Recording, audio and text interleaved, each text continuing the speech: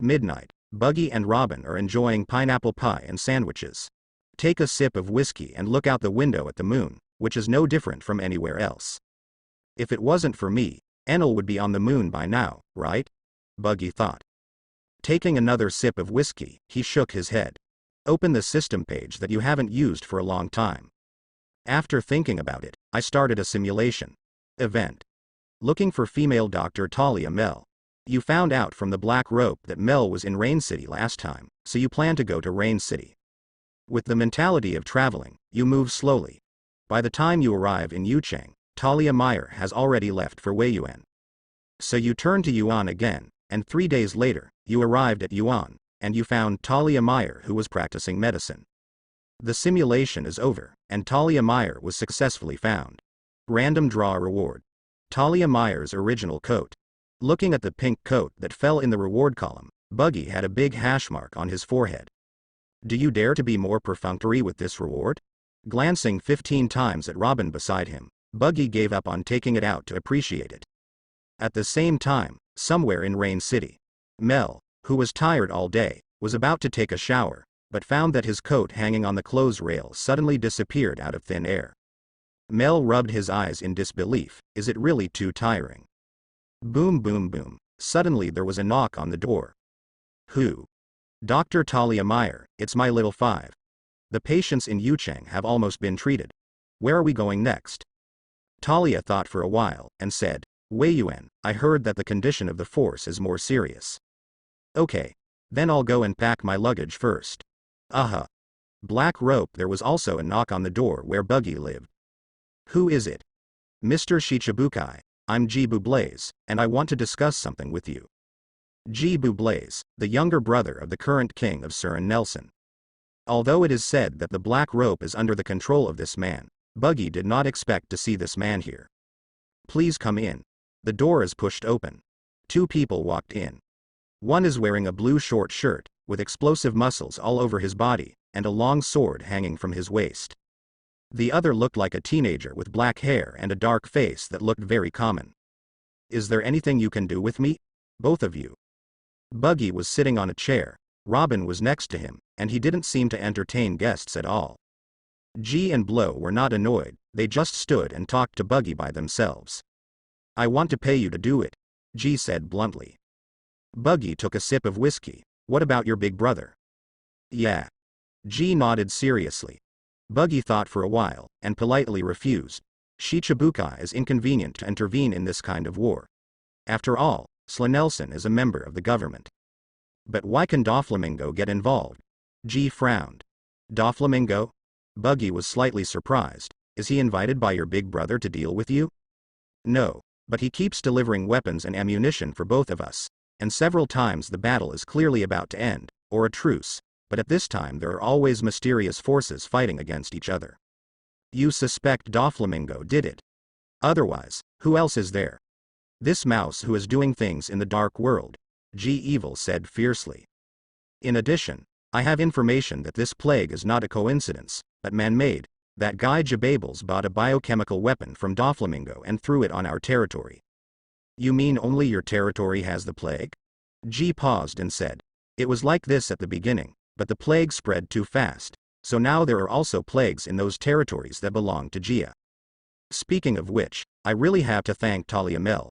If it wasn't for her, this country would have lost countless lives. But Sister Mel seems to have gone all the way north, and further north to that guy's territory, and they will definitely not let her go by then, Blow said worriedly. Buggy looked at the 10-year-old boy, and said jokingly, are you that mountain god? Buluo blushed a little, like a child who was exposed for lying. Seeing this, G explained, Blow is just a child of common.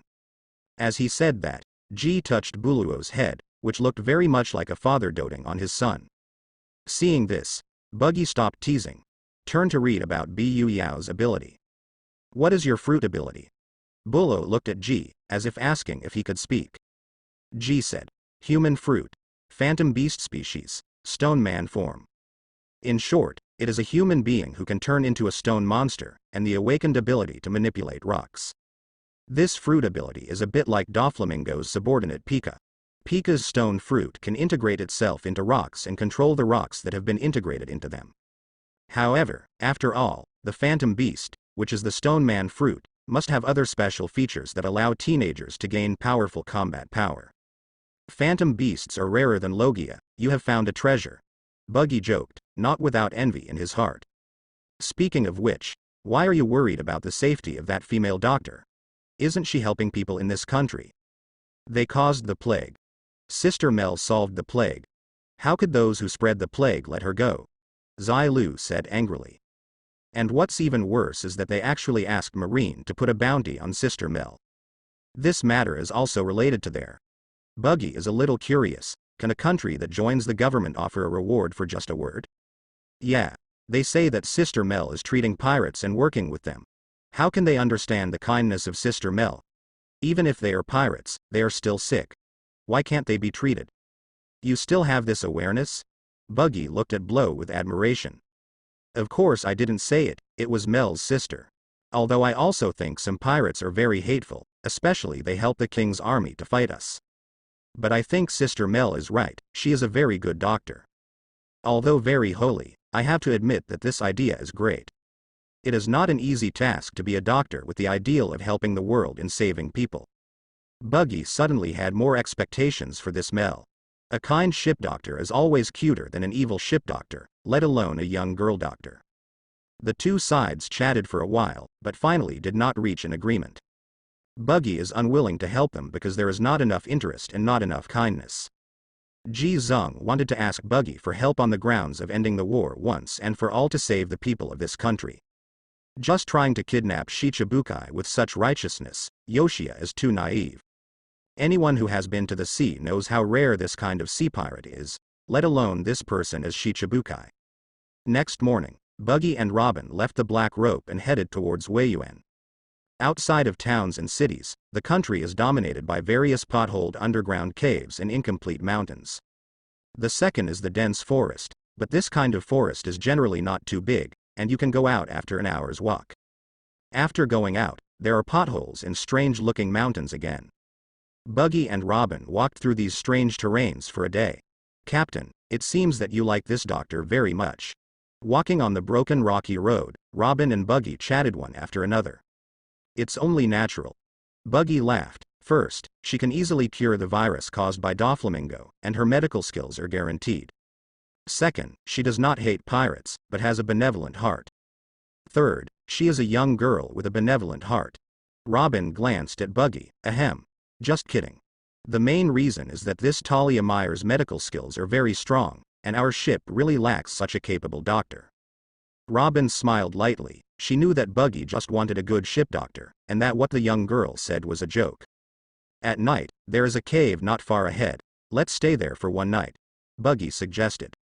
This kind of cave is usually an abandoned mine. If the mine collapsed while we were asleep, we might be crushed into meat. Seeing Robin seriously saying terrible words, Buggy felt inexplicably weird. No, even if I fall asleep, my knowledge and color can predict danger, so you can rest assured and sleep. Robin smiled and said nothing, and walked into the dark cave with Buggy. Armed color. Buggy's 2 fingers turned black, and he snapped his fingers and flicked the spark to ignite the ready torch. Although there are many mountains in this country, there are also many forests and trees. The ingredients to make a torch can be found anywhere. Where the fire can be seen, spider webs are scattered all over the place. From time to time, a few reptiles crawled past, looking very alien. However, these reptiles are several meters away from Buggy and the others, and dare not approach them. Even if the strong man did nothing, he would emit a terrifying aura to frighten other creatures. So even if Buggy didn't do life, these creatures still feel the danger of Buggy. That's a good location. Buggy found an unnatural stone platform in the firelight, which seemed to be used for sleeping by someone who didn't know. Draw the sword and swipe it a few times at will. The sword energy-driven will cut off the dust on the stone platform. Let's just settle here tonight. As Buggy said, he took off his coat and put it on the stone platform, and lay down on his side. Seeing this, Robin lay down on the other side familiarly, with his head lightly resting on Buggy's shoulder. Next day, the sky lightened slightly. Sudden. Boom. The sound of landslides resounded throughout Fang Yuan. Buggy came out of Yamanaka in disgrace with Robin in his arms. I just said this cave will collapse, ha ha. Looking at Robin, who was still joking, and the disfigured cave that had been broken. Buggy sighed. It's really hard to sleep well. Anyway, it's dawn, we can continue on our way. Robin suggested. Even if I want to continue to sleep, there is no place to sleep. Buggy smiled wryly. Robin jumped out of Buggy's arms with a chuckle, looked towards the south and said, someone is coming. KK was born in a farming family and made a living by growing apples. Originally, the family of 4 lived happily, but who knew that the mountain where they planted apples was surveyed and built with black gold.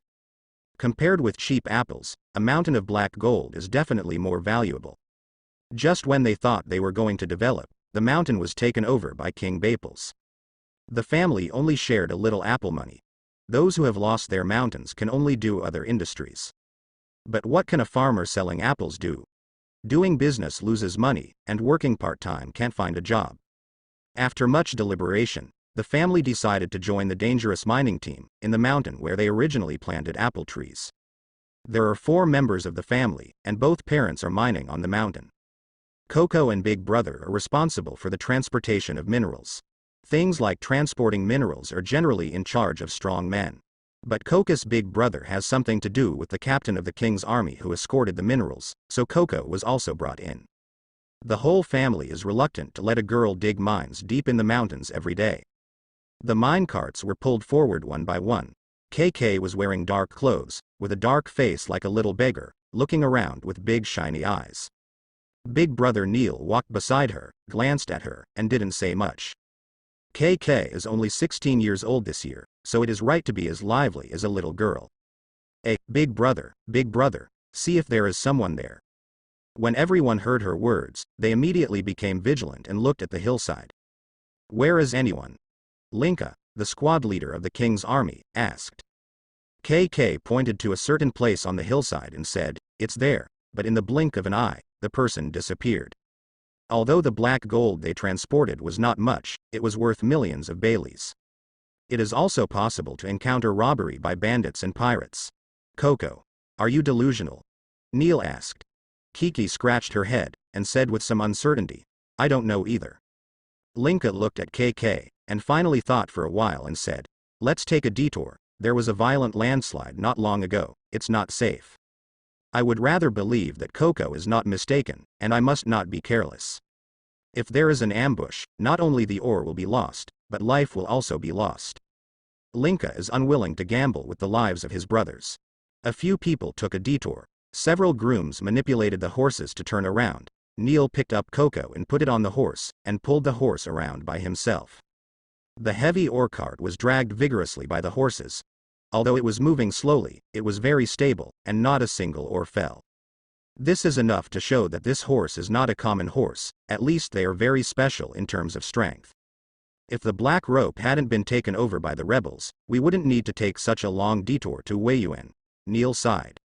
There are 3 port cities in Slinosona Haisheng, Yinyuan, and Qiwuhai. And the mining area they are in charge of is the closest to the black rope. In the past, they transported the ore to the black rope to leave the port, but not now. Escorting ore in the past will only be seized now. The rebel army formed by Qiwuhai has a law that black gold in gold cannot be mined and exported. In other words, it is illegal to send black gold to the past. Besides, they belong to the king's army. Wouldn't they be courting death if they went to the rebels' territory to sell black gold?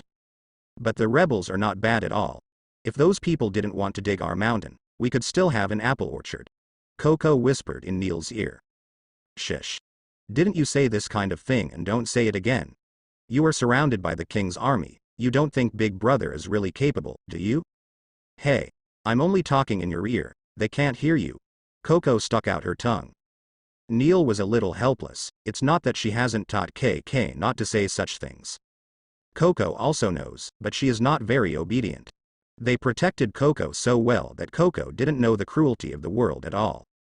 If those members of the king's army listen to it, their family will all lose their jobs and go to jail. That guy Jababulus is a very stingy king. Anyone who said anything good about the rebels and anyone who said anything bad about him ended badly. Just as Neil and Coco were talking, two people appeared in front of them and stopped them. The leader of the king's army, Linka, held a long knife in front of him. Who is it? Buggy looked over the convoy and asked Linka, is Wei Yuan going this way? Although I asked about the way before departure, Buggy was still not sure if he was going in the right direction. If they go astray while walking, they have to go back. I should have pulled tour guides when I knew I was leaving. Linka examined the man and woman in front of him. They both looked familiar, but couldn't remember where they had seen each other. Are you foreigners? What are you going to Wei Yuan for? Linka asked cautiously. Find someone, Buggy said. Who are you looking for?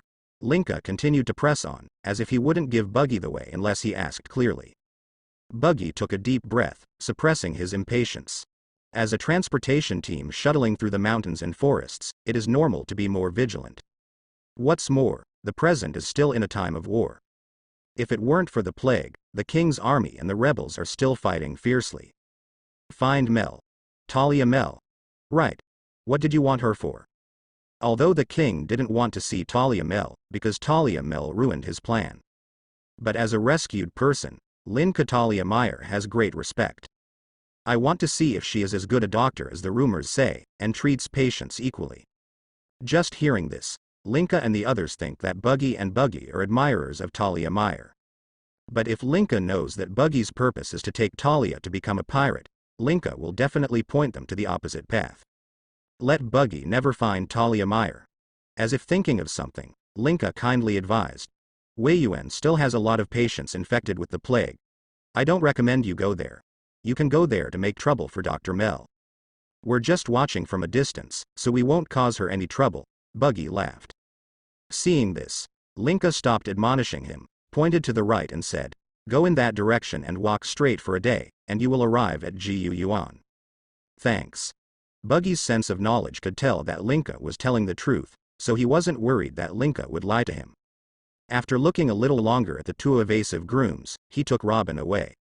After Buggy and the others were far away, Linka ordered the team to move on. Captain Linka, we are also going to Wei Yuan. Why don't we take them with us? KK asked curiously. Linka glanced at Coco, then at Neil. Neil smiled wryly and spread his hands, as if to say that I really can't control this girl. Linka said, those two people are definitely not simple. Although they said they were looking for Dr. Mel, who knows if they are lying. The real purpose is actually to sneak into our team. Oh. KK nodded, that man really doesn't look like a good person, it's better to be cautious. Buggy, who had already headed towards Wei Yuan, didn't hear KK's words, otherwise he would invite her to eat a few big boards. The father and son seemed to be in that convoy, Robin said to Buggy beside him. Well, I didn't expect such a coincidence, Buggy said. The pair of father and son who killed other people on the boat and took them to Sling Nelson were actually in the team that escorted Jhin. The direction of this team is also the source. I think that I might meet them sometime, Robin said again. That's not something to look forward to. Buggy shook his head. That's right. I just bought a newspaper. Do you want to read it? Something surprising happened, Robin said. Surprising thing? Buggy's curiosity was aroused by Robin. Took the newspaper in her hand. Straw Hat Crew defeated Shicibukai Gecko Moria in Devil's Sea. Buggy cried out in surprise. This surprise was not fake, because he thought it was impossible. The current Straw Hat Crew probably hasn't grown up yet, and Luffy hasn't even developed a second gear. There is absolutely no way Luffy will be Moria's opponent. What happened? Because of myself, the butterfly effect appeared.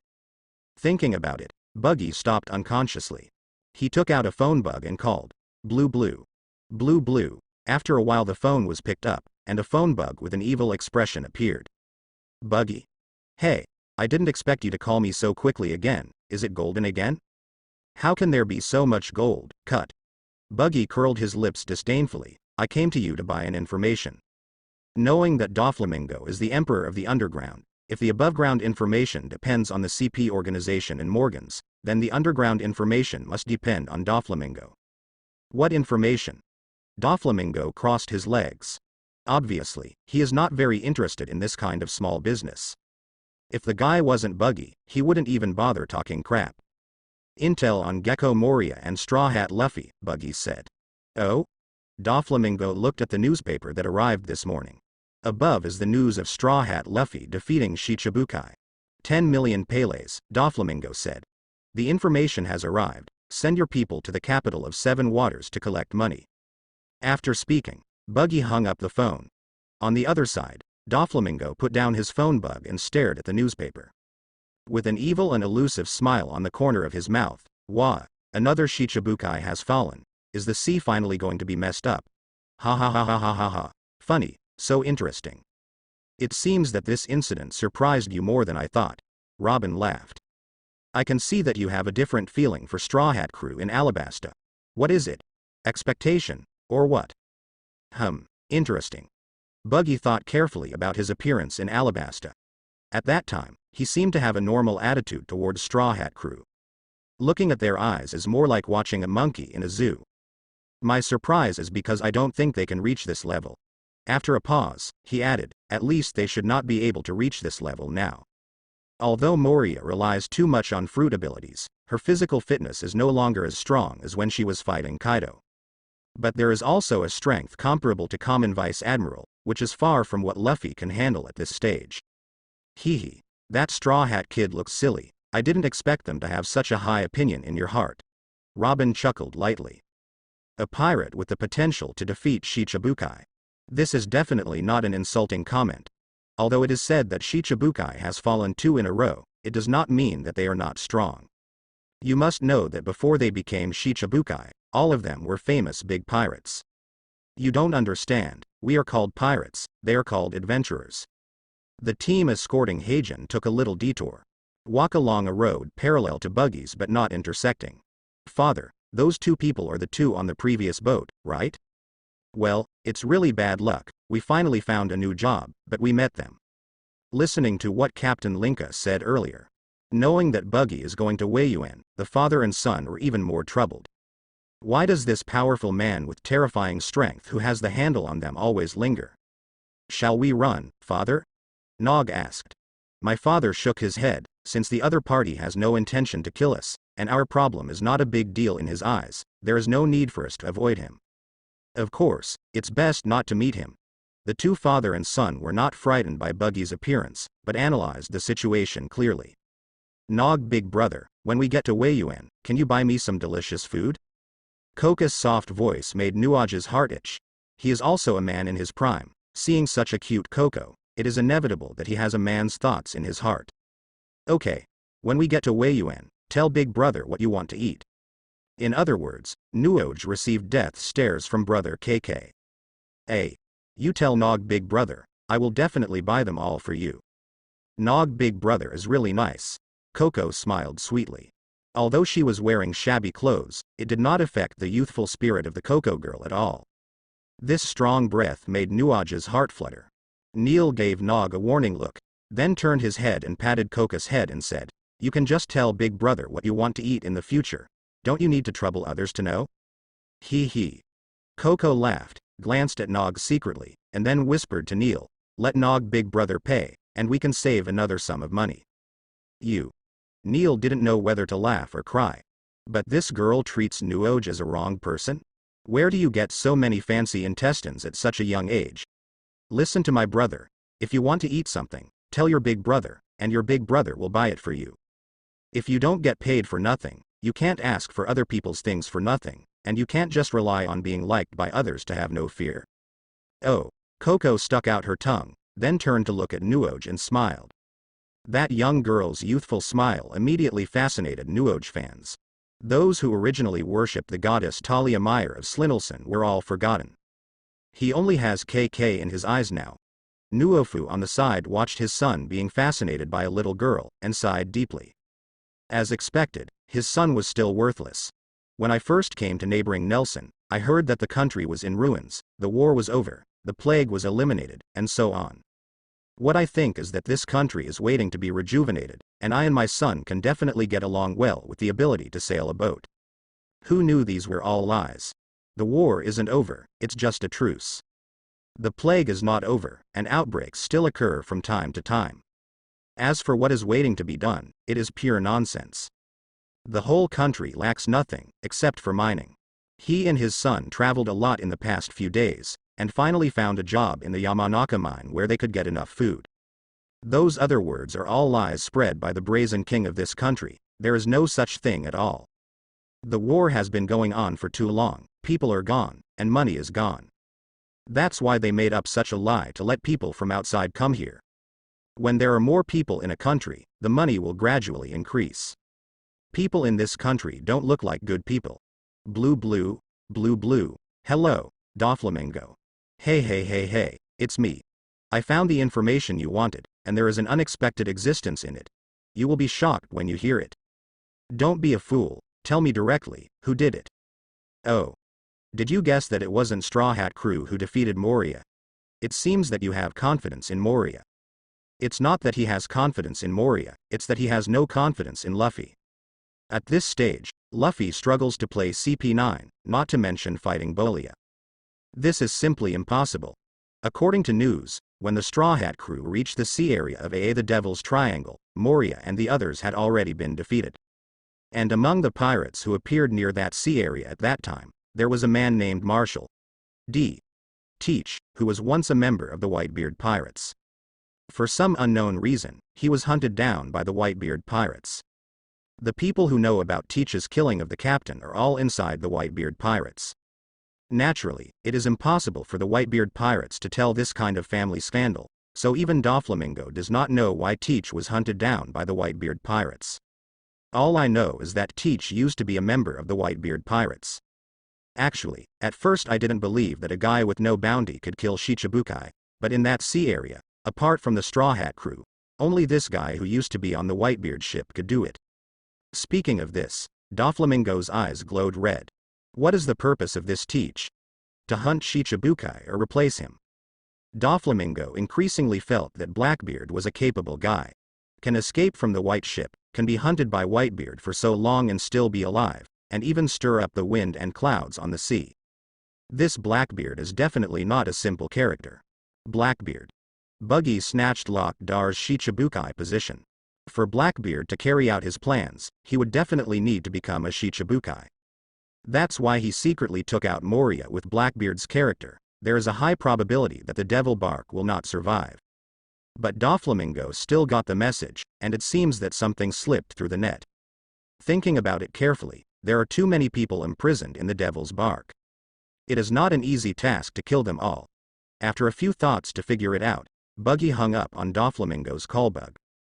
Doflamingo looked at the phone bug being hung up suddenly, his face sank slightly. He didn't like Buggy's attitude. Throwing the phone bug to Toripal beside him, he said impatiently, "Let Buffalo and Baby 5 go to the water, and the 2, 4, and 3 all get money." "Yes, Dover. It seems that I heard something important." Robin looked at Buggy's serious eyes and said, "Well, although the matter is not small, it has little to do with us." Buggy called Jhin, who was stationed in the water capital, and asked him and Nami to hand over the reward to the people sent by Doflamingo. "Let's go. It's not a big deal. Knowing some sea movements in advance is just a way for us not to be caught in the center of the torrent. It's not yet time." 3 days later, Weiyuan. Buggy and Robin walked side by side into this magnificent city in appearance. The buildings in the whole city are very tall. Most of the buildings along the way are painted in black and gray, giving people an advanced and gloomy feeling. Ziyuan is also a port city, but compared to Black Rope, the city of Yuan is much more lively. People walking on the street, the carriages in the center passed by one by one. Most of these carriages are loaded with black gold ore. Today's Weiyuan is worthy of being the first black gold export city of Silinalson. Looking at the street, there are all kinds of shops. There are fruit sellers, ore sellers, weapon sellers, and even origami sellers. Compared with the Black Rope, the people's livelihood in Jaywan is obviously much better. People's lives are much richer, but are they happier than the people of the Black Rope? Buggy thought about it and thought it should be. Because the thinking of the people in the two cities is the same. Of course, people who live in the Black Rope may be able to live such a much richer life in the future, provided that Jibu Blaze wins. Didn't it mean that the plague has not been resolved yet? Why are people in this place not prepared at all? Robin was a little puzzled. Don't people here fear death? Who knows, maybe the plague here has been dealt with. As soon as he finished speaking, Buggy saw a white line. The other side of this white line forms an extremely strong contrast with this side. The Weiyuan here is very lively, but the other side is deserted. Occasionally, a few people appeared, but they were wearing masks and walking in a certain direction. Buggy looked puzzled, grabbed a man beside him and asked, "Sir, why is no one going over there?" The man looked Buggy up and down, and knew at a glance that Buggy was an outsider. That's where people infected with the plague stay. Because His Highness he disagreed with Talia Mel's closure of the city to deal with the plague, that's why I divided it up. Give her a place. Huh. Then how did you deal with the plague before? Did you just let it go? Basically, whoever is infected with the plague will be thrown out of the city to let them destroy themselves, or killed directly. Anyway, all the things related to the infected person will be disposed of. Can this be prevented? It's definitely impossible to prevent, but it's impossible for everyone to leave this city. Everyone's business is here, so I can only pray that I don't get the plague. Don't go there if you have nothing to do. You can't get out once you go in. Can't come out. Nonsense. There are people who have been quarantined from the plague. Everything may have the virus. Do you still want to bring those things out? As he spoke, the man pointed to a few people in armor next to the white line. Nong. Those soldiers are specially responsible for intercepting those who want to come out. Well, if you want to go in, will you be stopped? Who will stop you when you go in? The man looked at Buggy as if he was looking crazy. You want to die, but they still stop you. Crazy. After all, the man moved away from Buggy. In his opinion, it is definitely not a normal person who can ask this question. Who would want to be in a crowd full of plague? Buggy looked at the other side of the white line, standing there for a long time. Let's go. I'll go find Talia Meyer later. At the gate of the city, a convoy slowly entered. The Linka team escorting the black gold ore that met Buggy and the others on the road finally arrived at Yuan. Wow, it's finally Qiwuhai again. KK, don't yell, it's too embarrassing. Neil pressed KK's head, his face full of helplessness. He didn't understand why his sister was always so nervous. And not the first source. What's there to scream about? The eyes secretly looked around, although many people looked towards them. These people whispered and seemed to be talking about Koko's abnormality. Some people even wondered whether the Koko was infected with the plague and hurt his brain, and whether he should be sent to the infected area. Nuofu Tezuka touched his son lightly. Nuoj, I think Kiki is a good-looking girl, but her brain may not be very good, and she is definitely not suitable to be a daughter-in-law. Father, what are you talking about? Don't you think Koko is cute? Nog retorted. Cute? Is it cute to yell in the crowd? Then you shout to see if you are praised for being cute. Nuoj blushed and glanced around. Oh my god, so many people. It must be embarrassing to shout among so many people, right? How did Sister KK have the courage to shout out under the gaze of so many people? Koko's sister is so brave. Thinking about it, Nuoj snorted lightly, ignoring his father. I'm not cute. Why would I do such a thing? I just need to be handsome. Nof looked at Nog's reluctance to persuade him, and sighed deeply again.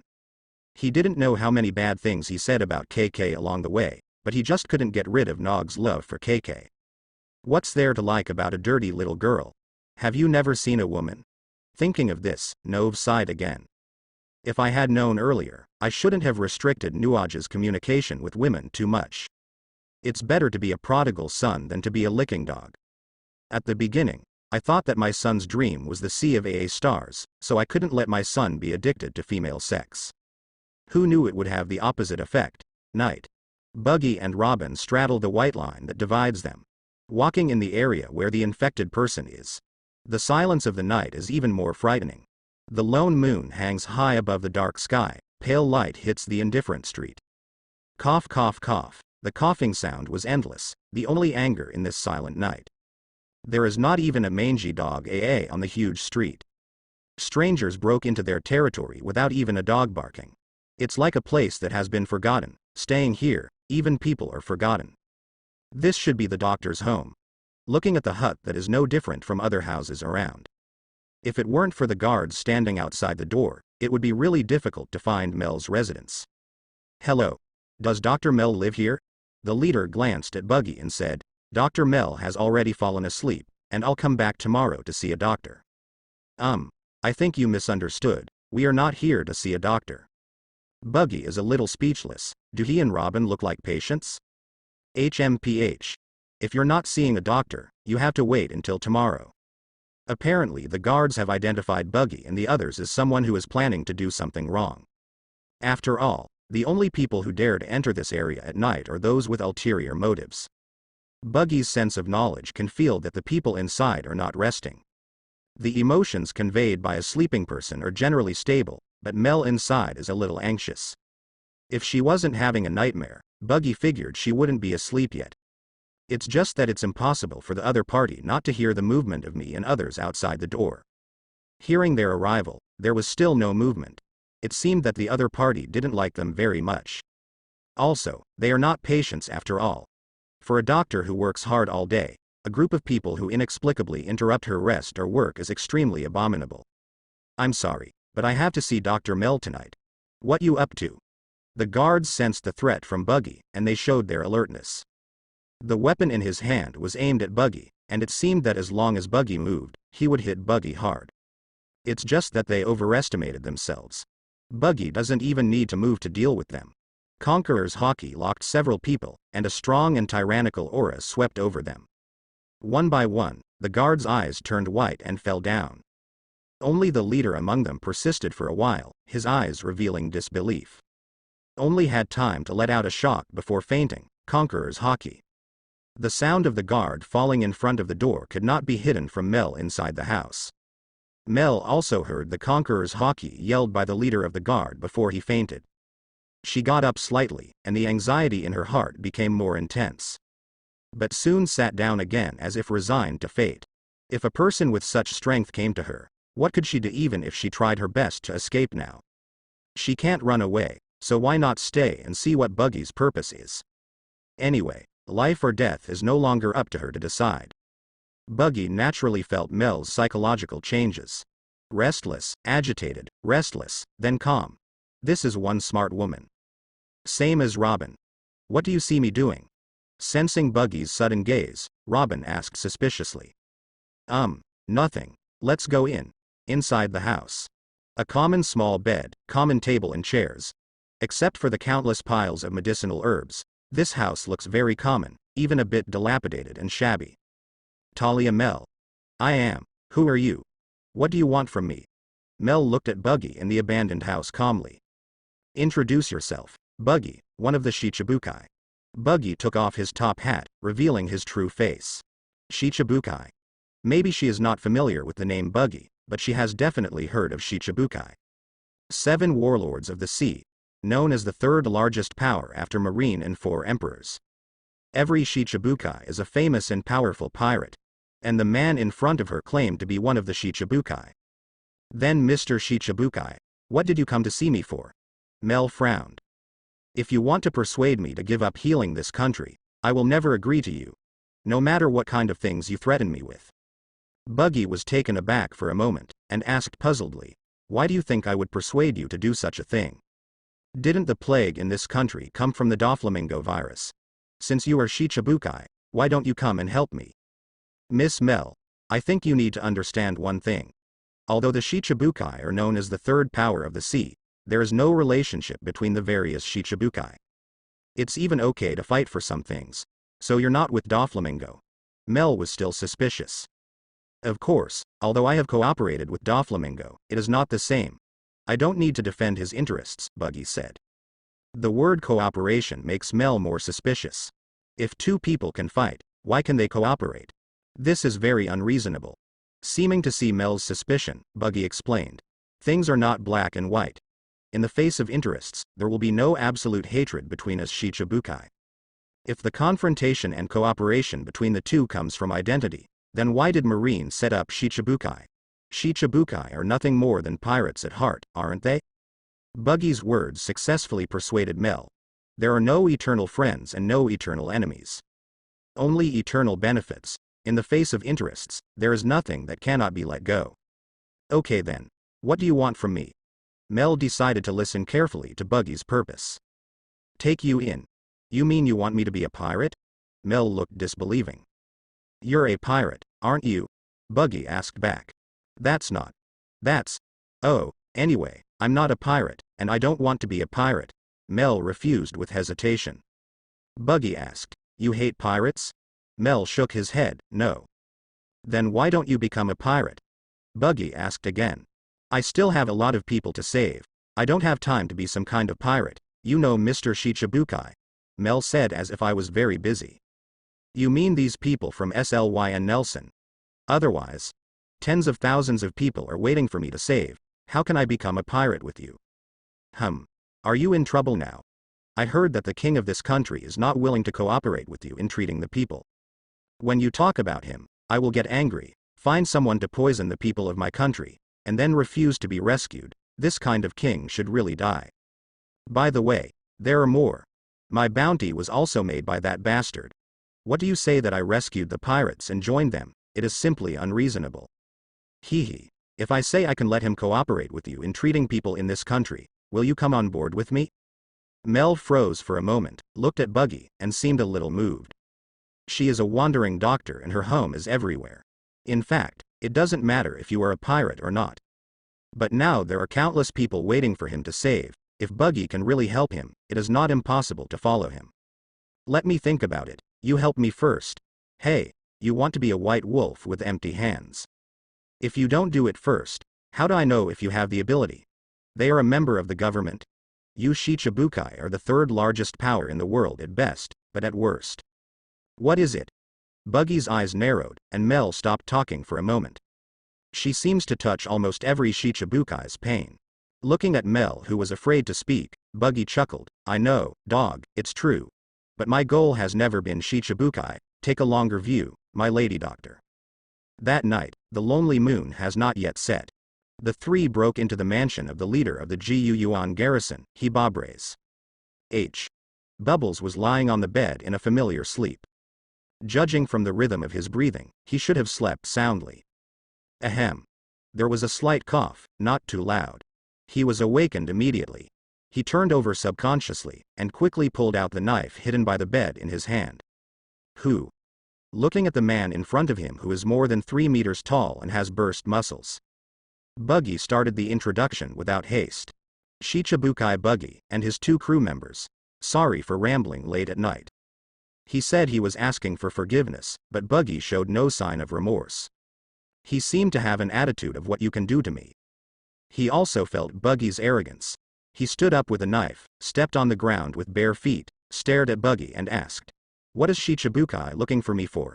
Don't forget that we are a member of the world government, even if you are Shicibukai and you can't hurt the royal family of the government alliance country at will.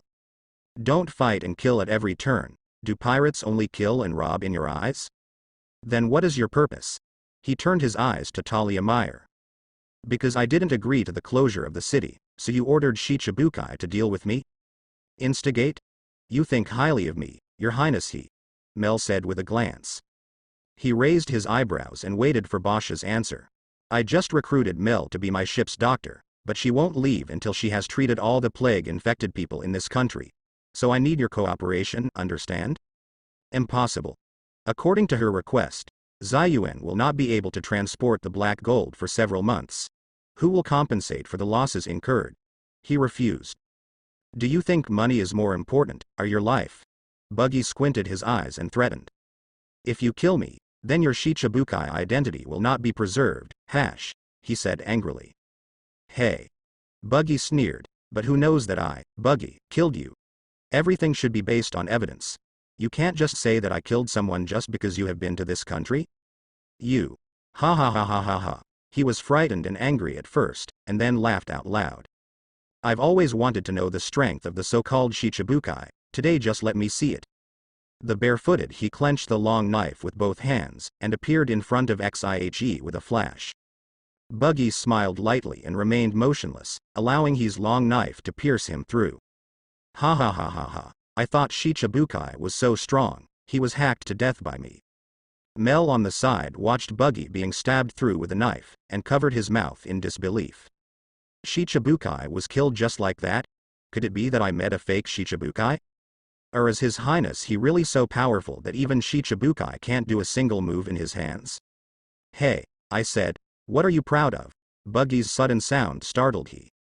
He pulled out the knife and found that Buggy didn't have a single scar on his body. What's even more bizarre is that Buggy's body is split apart at this time. Devil Fruit's ability. He took a few steps back suddenly. This thorny fruit ability seemed to have a restraining effect on the sword. Most of his strength lies in swordsmanship, if the sword is useless. He dropped the knife in his hand and hit Basser again. Since swords are useless, use fists. Drink. He punched heavily, and there was armament hockey on the fist. This surprised Buggy a bit. He didn't expect that such a small country in the first half of the Grand Line could meet the character who mastered armament hockey. Is it a natural talent, or is it from the experience of the New World? Buggy also had an armed color attached to his hand, and he easily took his fist. Well, the power is good. No wonder their Phantom Beast ability users are not your opponents. He was completely shocked. Buggy was able to take his fist easily. When he goes down with a punch, even a hill will shake. But Buggy caught his fist without even moving. You don't know anything about power, Your Highness. Buggy chuckled, and also punched out. Boom. A sound like an explosion resounded throughout the mansion. Fortunately, the surrounding guards were dealt with by Buggy long ago, otherwise there must be countless guards surrounding them now. He came to the side of the fallen. At this time he was already bloody. His whole body was stained with blood, his clothes were torn, and his ribs were dented. If it wasn't for his physical fitness that was different from ordinary people, he might have died long ago. Mel rushed to his side at the first time, and the medical equipment he carried with him was just enough to treat him. We may have to kill him. You may be wasting medicine by treating him now, Robin reminded. Mel said unmoved. My patient, even if he will be killed in the next second, I will save him. I am a doctor, and it is not my business whether he dies or not, but it is up to me to save him or not. Responsibilities. Robin was a little taken aback. It's been a long time since I saw such a paranoid and kind person on the sea. The last time I saw it was, well, Straw Hat Crew. It's okay. Let her save it. I didn't intend to kill him either. He's still alive, Buggy said. Feeling people gathering not far away, Buggy said again, I'll go and deal with the people outside, so as not to disturb them. Why? After saying that, Buggy disappeared in place. Robin stayed where he was and watched Mel treat he. If a person would kill you after you revived him, would you still choose to save him? Robin suddenly asked curiously. Yes. Mel said without hesitation. Why? Don't you feel that your own life is more important than the person who wants to kill yourself? As long as you are alive, you can save more people. And if you die at the hands of the person you saved, then you won't be able to save anyone else. Mel treated his wound, paused for a moment, and explained. If one day I don't help that person because he wants to kill me, then I really can't help anyone anymore. I am a doctor. No matter what the reason is, I can't give up my belief in helping a person. Without this belief, a doctor will not be a doctor, but a killer. Robin was silent. He chewed Mel's words carefully in his heart. The final conclusion is that this is the enlightenment clothing that only a great doctor can have. Maybe she is naive and despises reality, but most of the greatness in the world comes from naive and unrealistic people. Only those who do not compromise with the so-called limited ability, other people's vision and other conditions can become a great person. A few minutes later, Buggy, having dealt with the trouble, came back. Okay. Although he was seriously injured, his physical fitness is different from ordinary people. Even if it is fatally injured, the body is recovering quickly. Coupled with Mel's drug treatment, his life is no longer in danger. Okay. Mel wiped the cold sweat from his forehead. He was the worst patient she ever treated, but also the easiest treatment in her life. His physical fitness is so good, he looks like a monster. Really, the monster-like bodies make me not even have the confidence to be your ship's doctor. Mel said mischievously. Buggy chuckled and resisted. You stay here first, Robin and I are going to the black rope. What are you going to do with the black rope? Go to see Qiwuhai. He wanted to pay me to help him, but I didn't agree. After all, I don't care about money. Now I need him to do something for me, so I just use this guy as a gift for him. To realize the national cooperative treatment, this requires the king's permission, and I can see from Herbables that his big brother will not be a guy who can be threatened. If you want to achieve your goal, you have to change the king. Looking at Buggy's appearance that he can easily dominate the candidate for the king, Melton felt that he was so weak. Is this the big guy in this big sea? Just talking and laughing can decide the fate of a country.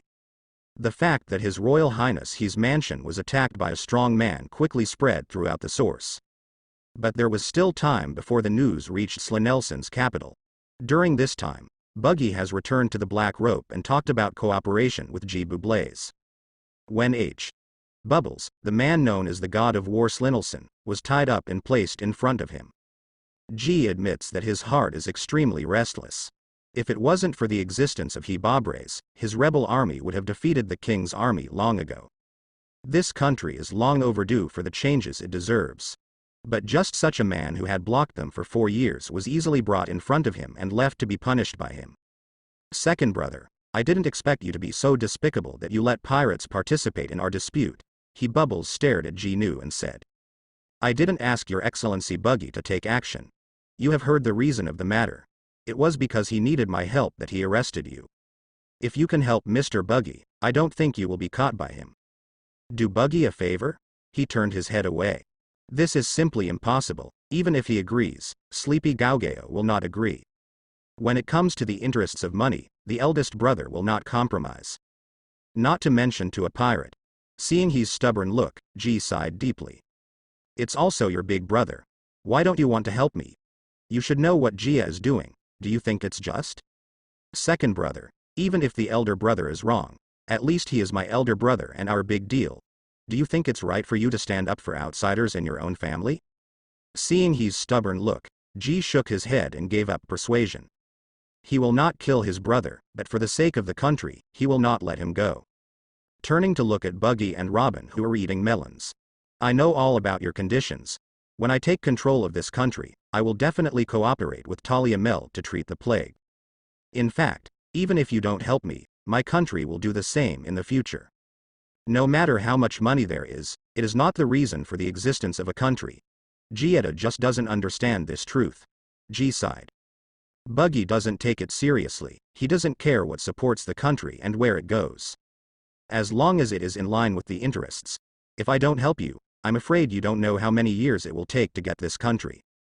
No, G interrupted Buggy, if possible, I don't want to control this country. Power is very troublesome. Listening to the hypocritical speech of the man in front of him, Buggy chuckled. It doesn't matter, as long as you help me get things done. Did G really have no ambitions for the kingship? If not, he should have defended his elder brother like he did. To say something cruel, kill a few common people and destroy a few pieces of land. Compared with their own family interests, these are small things that can be easily suppressed. Even if J is stupid, can G be so smart that he can't cover up these things? The two reached an agreement, and Buggy left the Black Rope again. In a few days, the rebel army will launch an attack on Pablo, the capital of Slinarson. And he just needs to take J Bubbles down. While Buggy was conferring with Cat Bubbles. J Bubbles, who was sitting on the throne at this time, was already fidgeting. He was attacked in his mansion, and now his life and death are unknown.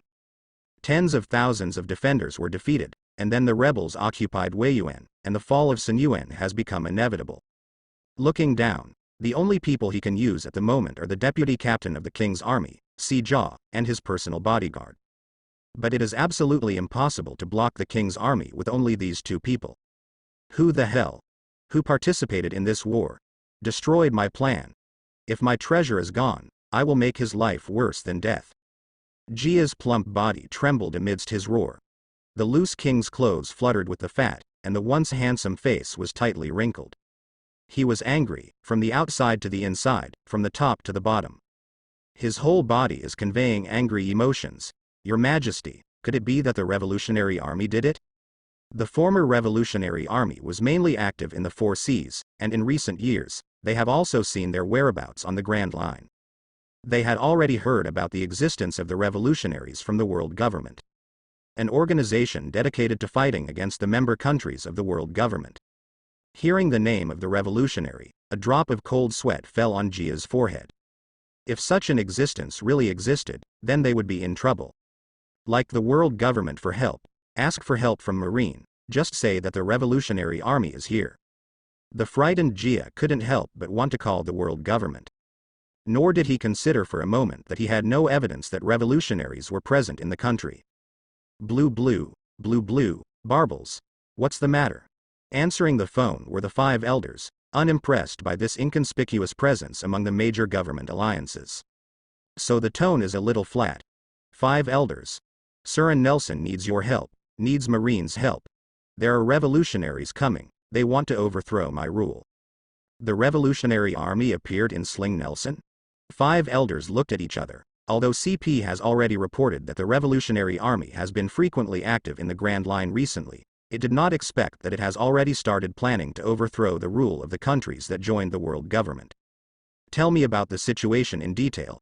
After listening to J. Bubbles venting about his brother's life and death, the fact that he was attacked, his power was not guaranteed, and so on.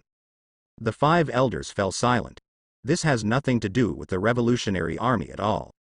The disappearance of your brother was caused by the revolutionary army? A few years ago Cobra in Alabasta said his daughter was missing. Although you are a member of the world government and have given us a lot of heavenly gold every year. But you can't use world government as an errand, can you?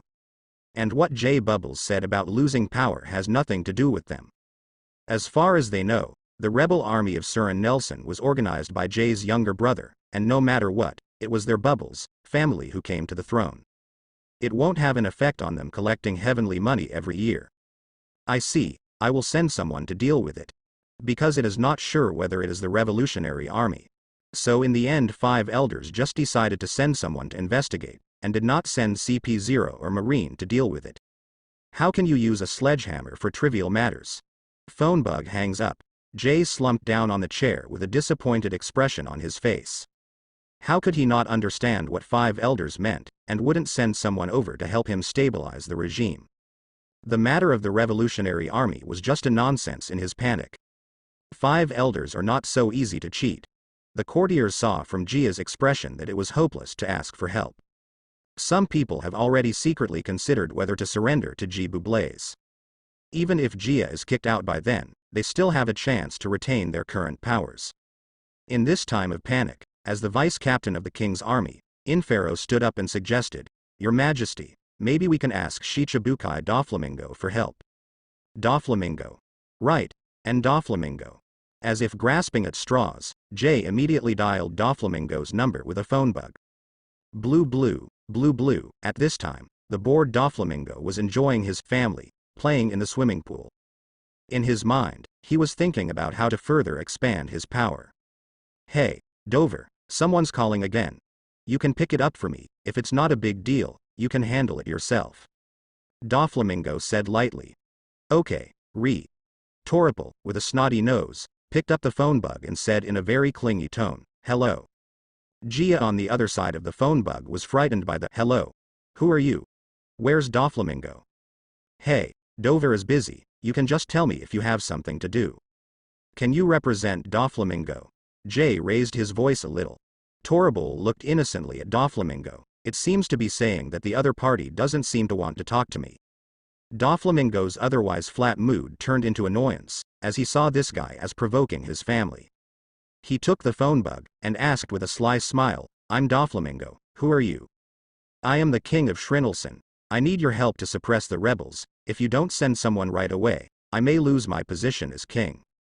Without me, Snelson has no one to provide you with black gold. Sling Nelson. Doflamingo sneered, hee, I see, I will send someone over. After hanging up the phone, Doflamingo turned to look at Toribal and said, let Circa go. To help that guy suppress the rebels? Dover. No, go kill that guy, blah blah blah blah blah blah blah. I see, picture. Toribal smiled, knowing that Dover was angry. Because the guy who calls himself King Slim Nelson is talking badly about his family. At this time, Jebalus, who was in Silly Nelson, did not know that Doflamingo had sent someone to kill him. He also naively thought that Doflamingo could not do without the black gold he delivered. Little did he know that he was the real clown. A few days later, Slanelson started to get really confused. The king's army and the rebel army clashed everywhere. Pirates took advantage of the chaos of the country to burn, kill and loot. The unscrupulous businessman sits on the ground and raises the price. War is bitter, and it really is the common people. Qiwuhai, because Buggy sits here. So the city became a rare place of peace in the country. There are rebels, kings, and pirates here, but all of them are sick. This city is now only allowed to enter, not to exit. In this city, you either obediently accept inspection and quarantine, or you die. So no one dared to resist, no one dared to make trouble. Treat people with sincerity, or treat them with violence. These are two ways to unite everyone, and Buggy clearly prefers the second.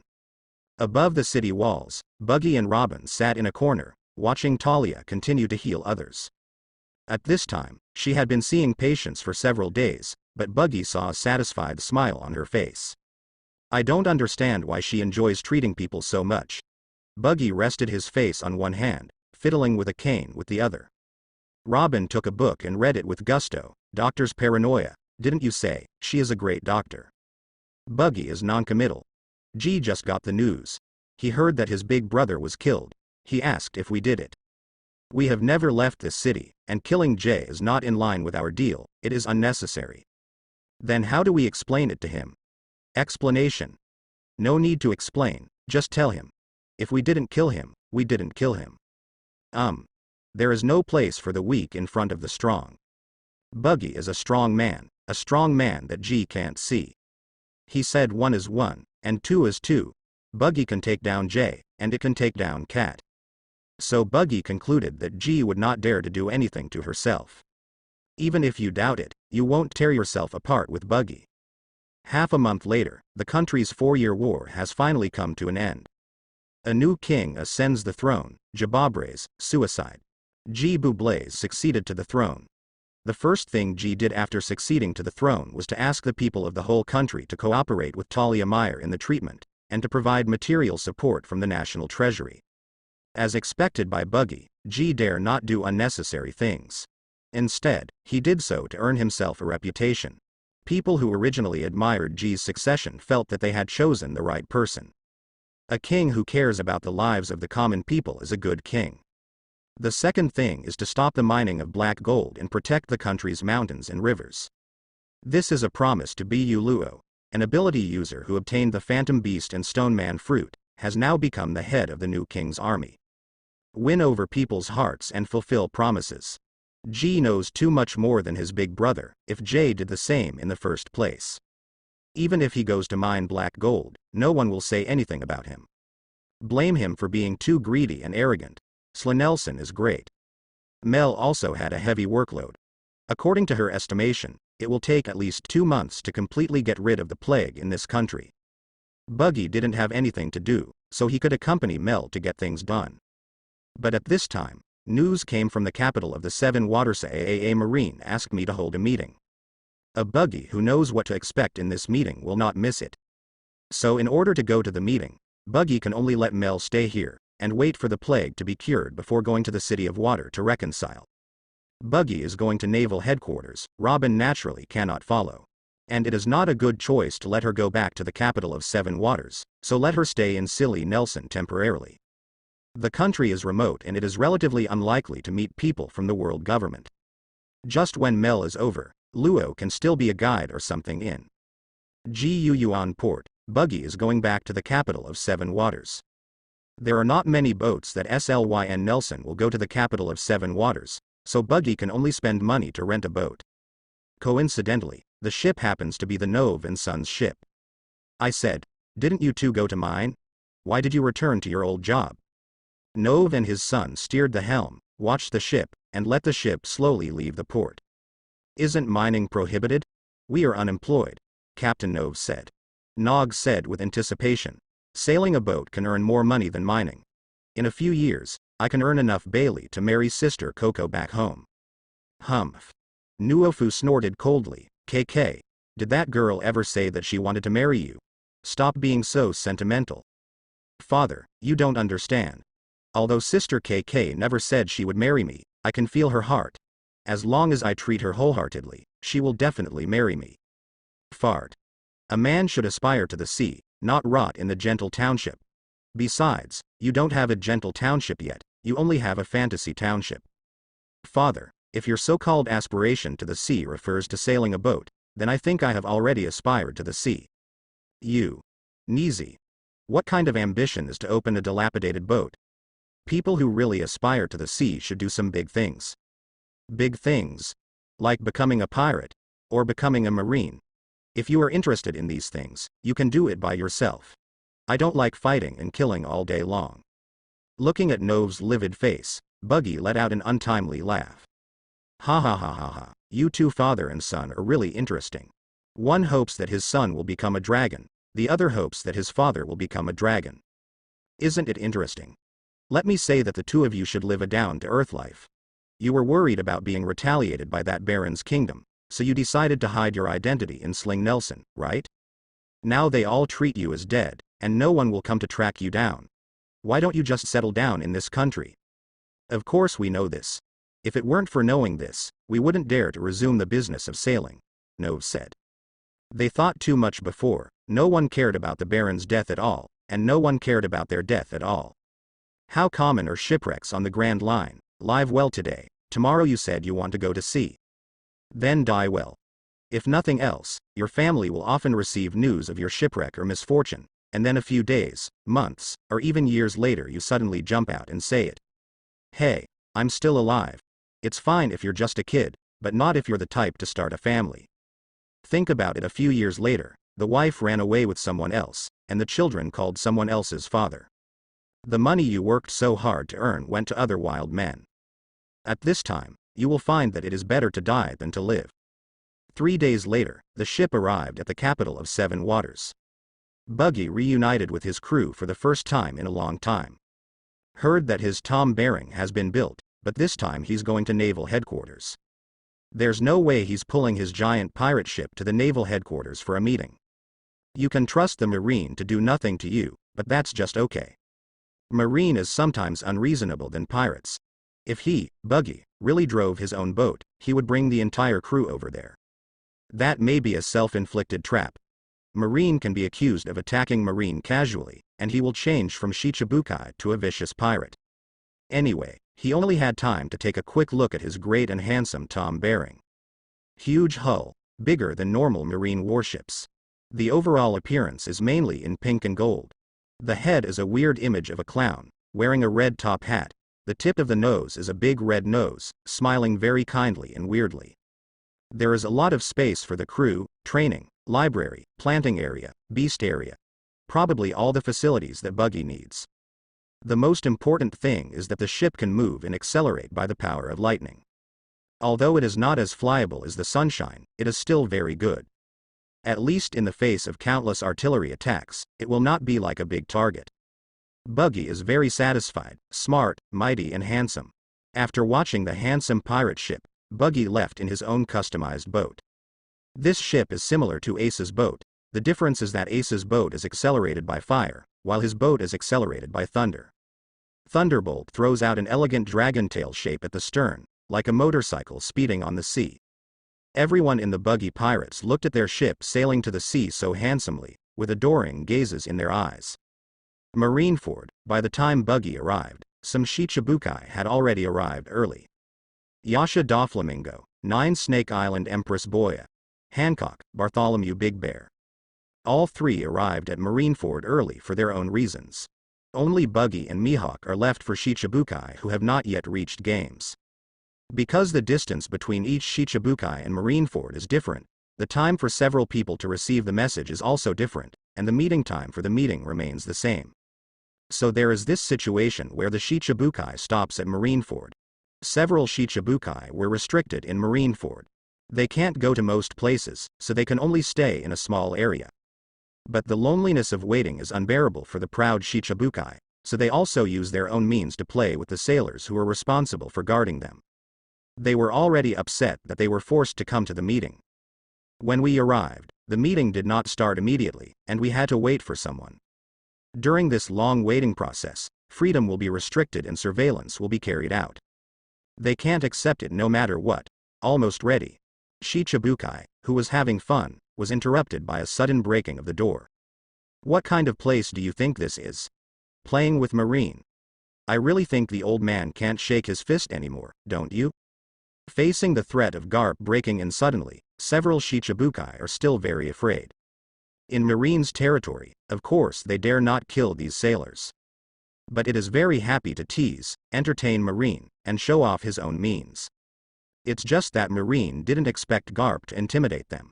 Several people withdrew their means. Those sailors who were teased finally breathed a sigh of relief. Several sailors controlled by Doflamingo regained control of their bodies, and several sailors petrified by Hancock turned back into human forms. Except for Moria, who does not know whether she is alive or dead. The two are the worst existence of Shicibukai. I received the news that Buggy is already on his way, and if there is no accident, he will arrive in Marineford tomorrow, Garp said impatiently. Originally, he should not have been responsible for this subpoena.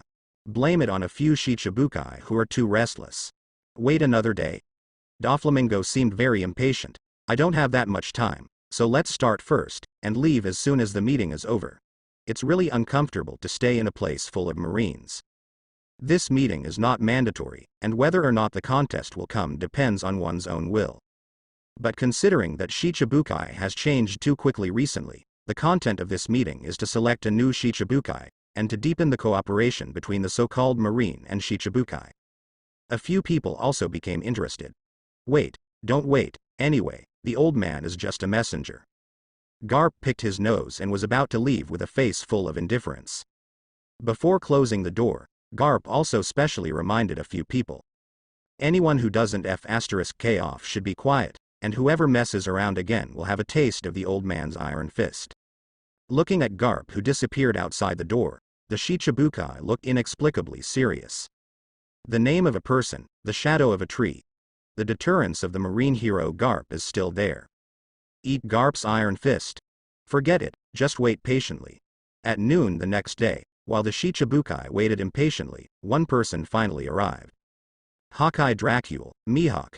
The existence known as the world's #1 swordsman unexpectedly came. This meeting can come or not, Mihawk actually came. This surprised all the Shicibukai sitting here. I didn't expect you to come. She. Doflamingo smiled evilly. There was an inexplicable excitement in the smile.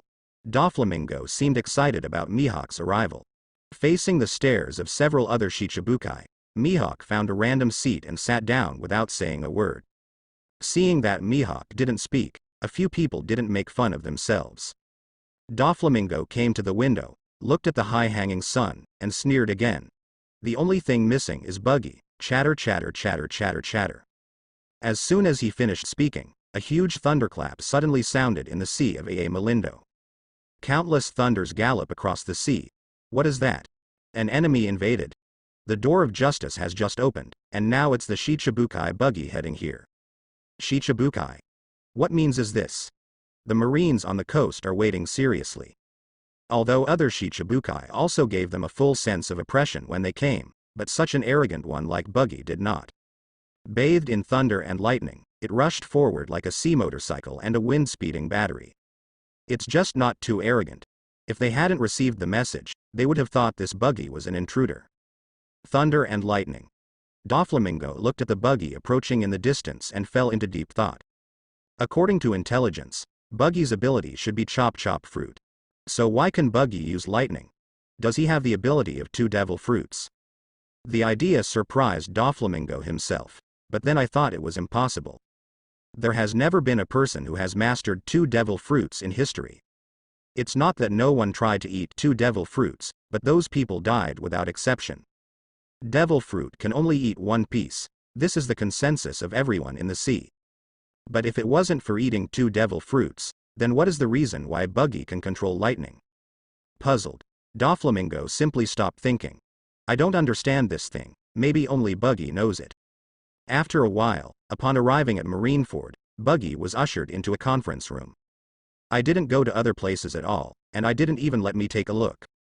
Don't look at Buggy's aggressive appearance, but he has to obediently listen to Marine's arrangements when he arrives in Marineford.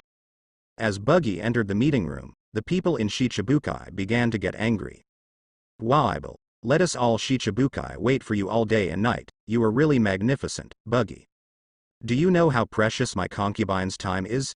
You should die to apologize for wasting my concubine's time like this. Big Bear didn't speak, but he put away the book and looked at Buggy, which was exerting invisible pressure. Haishia Jinbei is brave, and he won't be angry because he waited for Buggy for a long time, but his eyes still look at Buggy involuntarily. This new Shichibukai, it was his first time seeing him. It is said that he is a subordinate of the original One Piece and an intern among them. Strength should be terrifying. Since Mihawk arrived not long ago, he never waited for Buggy, let alone his temper. But the knife on Buggy's body caught his attention. Snowwalk, one of the 50 swordsmanship of Liang Kuei Dao. Buggy with this weapon would presumably be a decent swordsman. Buggy is unapologetically under the spotlight, and he casually takes the pressure off with Conqueror's haki. Especially Boya. Hancock, this woman actually used Energy 5 on her. This made him very upset, so Conqueror's is mainly suppressed towards Boya Hancock. Buggy's Conqueror's is very domineering, no less than Shanks. So Hancock is directly forced by Buggy's Conqueror's to also use Conqueror's to resist. It's just that Buggy is obviously better in this matchup. The Conquerors suppressed the Empress, which made other Shichibukai afraid to move. Their hearts were amazed that Buggy's Conquerors was powerful. Doflamingo looked at the cracked walls around him, cold sweat dripping down his forehead quietly. This Buggy is stronger than he imagined. Conquerors did substantial damage, which means he probably wouldn't be a match for Buggy in a Conquerors matchup either. He secretly clenched his fists. This will be another formidable opponent on his way to becoming One Piece. The Conqueror's collision in the meeting room caused violent vibrations. This vibration can be felt not only in the meeting room, but also in the entire naval headquarters. Sengoku and Suru Vice Admiral, who were about to go to the conference room for the meeting, were stunned by the sudden Conqueror's impact. This Conqueror's, is it red hair? Sengoku said seriously. This aura came from the meeting room, so it probably wasn't the red hair, he said. Is it Buggy who just arrived in the conference room? Could it be him? Sengoku speculated. Crane disagrees. I think Mihawk is more likely. Whoever it is, they'll know when they get to the conference room. Outburst of Conquerors at naval headquarters, it's just not taking Marine seriously. Rushed into the conference room, at this time, Buggy and the Empress are still facing each other. Although the Queen's Conquerors is not as overbearing as Buggy, it is still powerful. Not to be crushed by a Buggy. There is still some competition between the two simply competing against Conquerors. What are you doing? Sengoku also burst out his own Conquerors while yelling, and washed away the Conquerors of the two. If you want to fight, I will find a place for you to fight. Fight here? What do you think this is?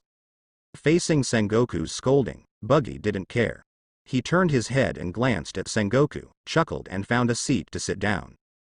The Empress, who didn't take advantage of Conqueror's confrontation, also glanced at Sengoku, then returned to her position with a cold snort. Buggy was sitting opposite the Empress, and the two of them would look at each other from time to time. Being ignored by all the pirates made Sengoku a little embarrassed. But now is not the time for guilt. Thinking of the Conqueror's haki who was no weaker than the red-haired just now, Sengoku looked at Buggy with more fear. World government asked Buggy to fill Shichibukai's place. I don't know if it's good or bad. This man has Shichibukai's agility development power can be unscrupulous. Doflamingo also has the same idea as Buggy. These two people are extremely dangerous to Marine. They really didn't want the two to be Shichibukai if they could. But there is no way. The Shichibukai candidates have the right to appoint and dismiss, and the world government also has the right to remove Doflamingo and Buggy's Shichibukai status. Unless the world government agrees, they have no choice. Sengoku and Suru sat in front of all the Shichibukai, looking at these Shichibukai with cold eyes. What do you think this is? Do you really think that you are Shichibukai and you can do whatever you want? If anyone dares to mess around here again, I promise to send him to impel down. Sengoku smashed the table angrily. The sound was deafening. All the Shichibukai didn't speak, and watched Sengoku go crazy one by one silently. Although Shichibukai belongs to Marine, it is not Marine. They are not Sengoku's subordinates. No matter how angry Sengoku is, they don't feel guilty. And they don't worry about Marine turning his face. They are not alone, if Marine were to turn against them on the spot. The fighting strength of the 6 of them is comparable to that of the 4 Emperor's Regiment, but it is not weaker than the advanced fighting strength of the 4 Emperor's Regiment. If you forcefully attack them, Marine will also suffer heavy losses. Sengoku also knew that he had nothing to do with these lawless guys, so he just lost his temper symbolically. Now the meeting begins. This meeting has two themes. One is to strengthen cooperation. More and more Nova pirates are appearing on the sea. I hope you can eliminate more of these pirates in your own territory. Marine didn't give you privileges for nothing. Everyone was non-committal, neither agreed nor refused. The second thing is about Moria. As a Shichibukai, I was defeated by a Nova pirate. Sengoku stared, as if in warning. These Shichibukai are already too old. If the strength cannot keep up, there is no need for other pirates to take action. They'll clean him up themselves too. Because Moria was defeated, and now life and death are unknown, so Marine plans to re-elect a new Shichibukai. Buggy interrupted suddenly. As for the new Shichibukai, how about the Straw Hat Kid? Didn't he beat Moria? Just right enough to do it. Sengoku glanced at Buggy. He knew that's how Buggy's Shichibukai came about. But Buggy being Buggy, he made a deal with world government. No Straw Hat. How could Straw Hat be Shichibukai with such a blatant slap in the face of Marine? The Straw Hat boys can't. No explanation, just a sentence. Buggy chuckled and spread his hands, looking indifferent. Doflamingo took a look at Buggy. No one else knew, but he did. The Straw Hat is most likely not the one to defeat Moria. The best chance of beating Moria is that guy named Blackbeard. Buggy has a high probability of guessing the same way, so what does it mean for him to propose Straw Hat as Shichibukai now? Bad entertainment. Thinking of this, Doflamingo laughed a shishishishisha. Doflamingo, do you have any comments? Sengoku asked Doflamingo, seeing Doflamingo laughing. Doflamingo didn't speak, but turned to look out the window. It is not known when a birdman with wings appeared there. Devil Sheriff Lafayette. The Marines are shocked to have been infiltrated by a pirate into naval headquarters. Without waiting for the Marines to do anything, Lafayette said first, I have no intention of eavesdropping on the contents of the meeting. I just came here to apply for the vacant Shichibukai position under the order of my captain.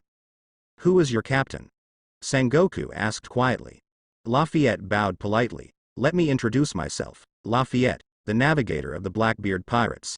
Is my captain Blackbeard's superintendent Marshal, D. Sengoku frowned. He hadn't heard of the name Marshal. D. Teach, at least he wasn't a known bounty pirate. But just such a nameless guy has subdued the Devil Sheriff Lafayette, and made him willing to risk being arrested to enter naval headquarters alone. And that man has a D in his name. It is impossible for a pirate with no strength and no reputation to serve as Shichibukai, Suru said lightly. Hey. Lafayette chuckled. Our captain is usually relatively low-key, so he has never been famous, but his strength must meet everyone's expectations. In order to prove that our captain has this strength, we specially brought a gift battle to Marine. Gift? Whitebeard's second team captain Portgas, D. Ace, I don't know if you are satisfied? What you said is true. Sengoku stared at Lafayette and asked seriously. Naturally it's true. Whitebeard's captain of the second team is on board now, and will be brought to you as soon as you nod. Seeing Lafayette's eyes that didn't seem to be lying, Sengoku fell silent. This is not good news, instead, it's a hassle. But they had to take over this trouble. He cast his eyes on the crane, and the crane was not as entangled as he was. She always seems so wise and rational. Suru nodded to Sengoku, acquiescing to Lafayette's proposal. Give Blackbeard the identity of Shichibukai, and Blackbeard hands Ace to them. 3 days later, Dahai will know that Blackbeard will become the new Shichibukai, but you have to hand over Ace to us first, Sengoku said. It's natural. Lafayette topped his top hat with his cane. They are not afraid of Marine repenting, because handing Ace to Marine is inevitable. Even if Marine doesn't accept it, they won't keep it. Ace is a hot potato, even Blackbeard would feel uneasy in his hands. The candidates for the new Shichibukai have been decided, so naturally there will be no such thing as them old Shichibukai. Considering that a more important meeting will be organized urgently, the Shichibukai were directly invited out by Marine. The next meeting is not something Shichibukai can listen to at Sabaody Archipelago, Island 1 located in the living room under the human trafficking shop. Red sofa cushions. The two sat opposite each other, shaking their red wine glasses. Invited by Doflamingo, Buggy came here with him. Just tell me. What can you do with me? Hey hey hey hey. The captain of the Whitebeard Pirates' second squad has been arrested. You don't need me to tell you what's going to happen, right? Buggy was noncommittal. Judging from Marine's attitude, there must be a battle between Marine and the Whitebeard Pirates. That's right. Doflamingo laughed loudly. This battle between Marine and Whitebeard will definitely be full of strength. Then it will be our chance. Our chance. That's right. No matter who wins the battle between Whitebeard and Marine, Whitebeard will definitely lose. We can take advantage of the fact that Whitebeard's pirates are not in the territory and take away his territory. Buggy drank the red wine. Doflamingo, are you out of your mind? Not to mention whether the Whitebeard pirates will settle accounts with you afterwards, this piece of cake alone is beyond your reach. Do you really think that Kaido and Big Mom are decorations? Whitebeard's territory is empty, and they are the only ones who can do it.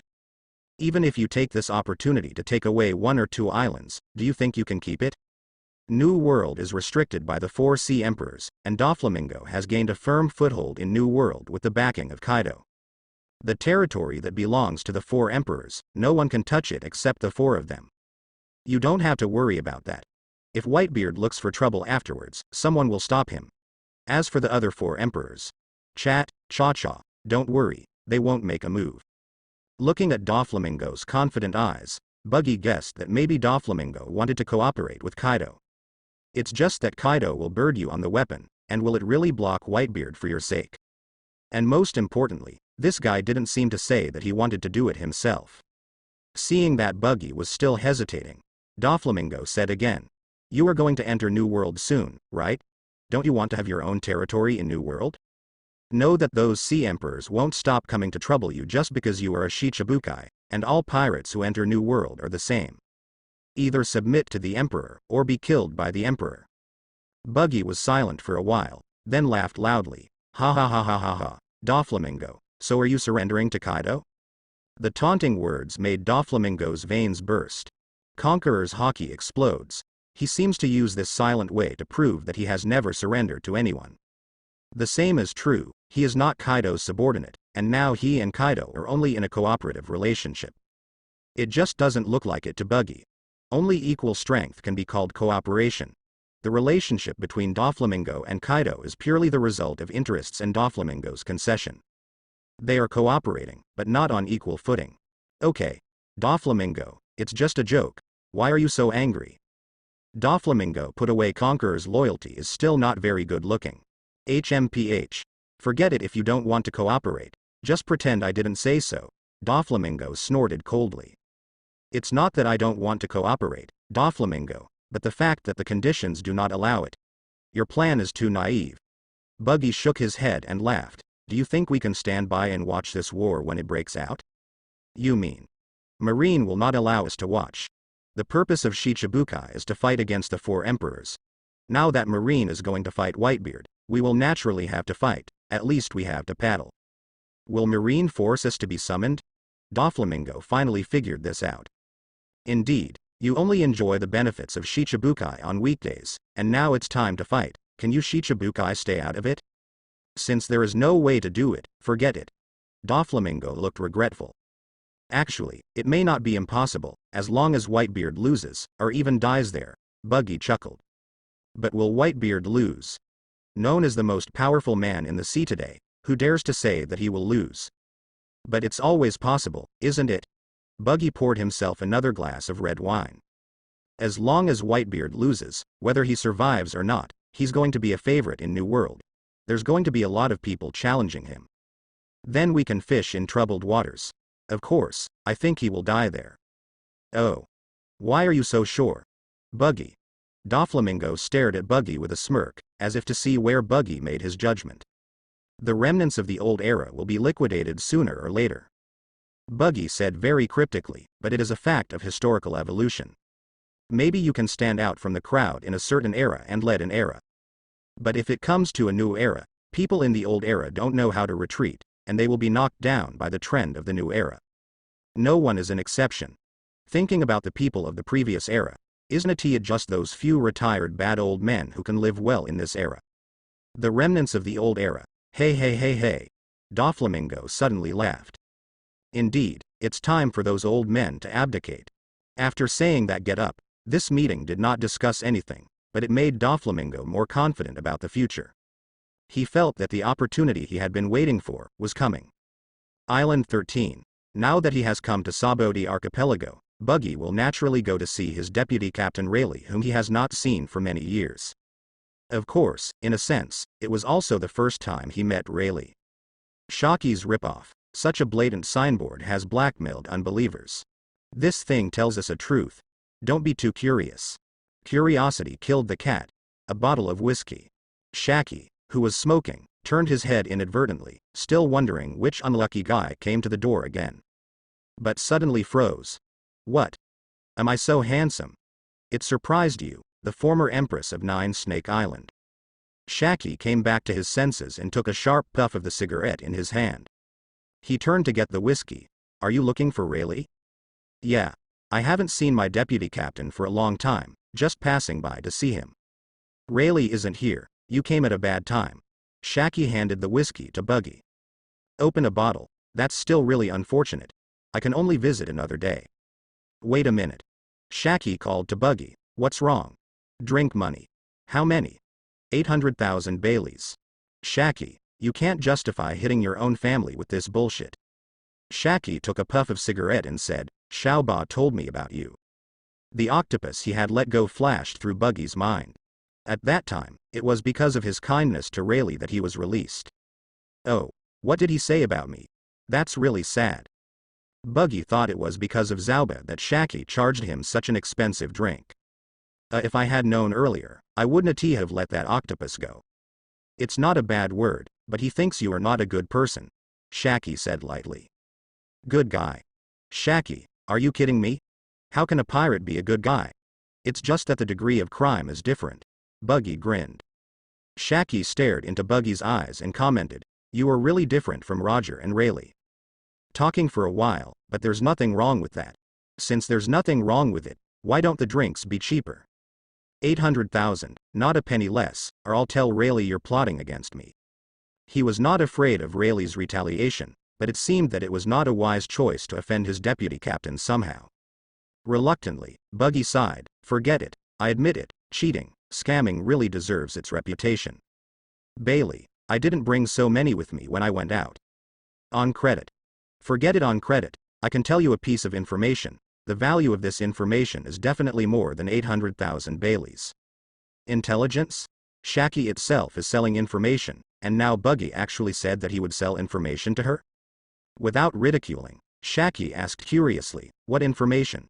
Whitebeard's second team captain, Portgas. D. Ace was captured by Marine. How about it, isn't this information explosive enough? This is my first-hand information, and only the Marine executives and Shicibukai know about the whole sea. This is really priceless information. Shaki took a deep breath. A Whitebeard-S captain of the second team was captured by Marine. Is Marine unable to hold back? Are you trying to push the torrent of history forward? Your information is worth tens of millions, but I won't pay you the difference. Shaki took another bottle of whiskey from behind and handed it to Buggy. This is my favor. Don't take it for nothing, take this whiskey worth tens of millions of Baileys. Buggy headed towards the port on Island 13. Rayleigh didn't know where he went. Judging from Shaki's words, he might not be found in a short time. But the news about Ace may make Shaki a lot of money. Thinking of the information worth tens of millions of Baileys, and looking at the whiskey in my hand. Buggy wanted to cry even more. He is a dignified Shicibukai, who was blackmailed by a woman. Lucky for you. Buggy gave a reward of 10,000 Baileys to the boy who watched the boat for him. Thank you. Thank you. The guy got the money and ran away, as if he was avoiding something terrible. Really, am I that scary? Buggy curled his lips and leapt aboard. Thunder fill up, Chong Yi. When Buggy returns to the capital of Seven Waters. 2 weeks remain until Whitebeard's squad captain's execution. At this time, Dahai already knew about the capture of Whitebeard's captain of the second team, and Dahai had already started to panic. Countless pirates and civilians began to worry about the whereabouts of the sea, and the madness of Whitebeard, the strongest man in the world. A few pirates are planning whether they can profit from this incident. Captain, is Marine really going to war with Whitebeard? It's Whitebeard. What happened to Whitebeard? After all, he's just an old guy dying, and the next era belongs to us, Mochi. You dare to say that? Mochi blushed. What are you afraid of? At most, you will be killed in battle and chopped into mud. Don't say such a terrible thing with such a relaxed expression. I don't need you to fight. Are you worried about 523? If your strength is not too weak, I would like to take you to Impel Down to play. Impel Down. That place where almost no one has been able to escape prison for 800 years. Mochi's mouth twitched. I think it's better to forget it. I don't want to go to that kind of place to play. We're not going, but someone is. Buggy thought of Blackbeard.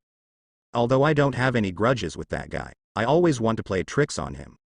After all, he has no ambitions. The sea competition is already very tense.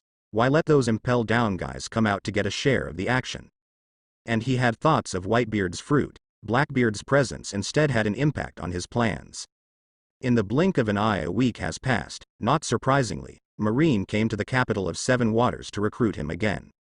Shicibukai Buggy. Marine is forcing you to go to Naval Headquarters Marineford to participate in the war with the Whitebeard pirates. Please set off with us immediately.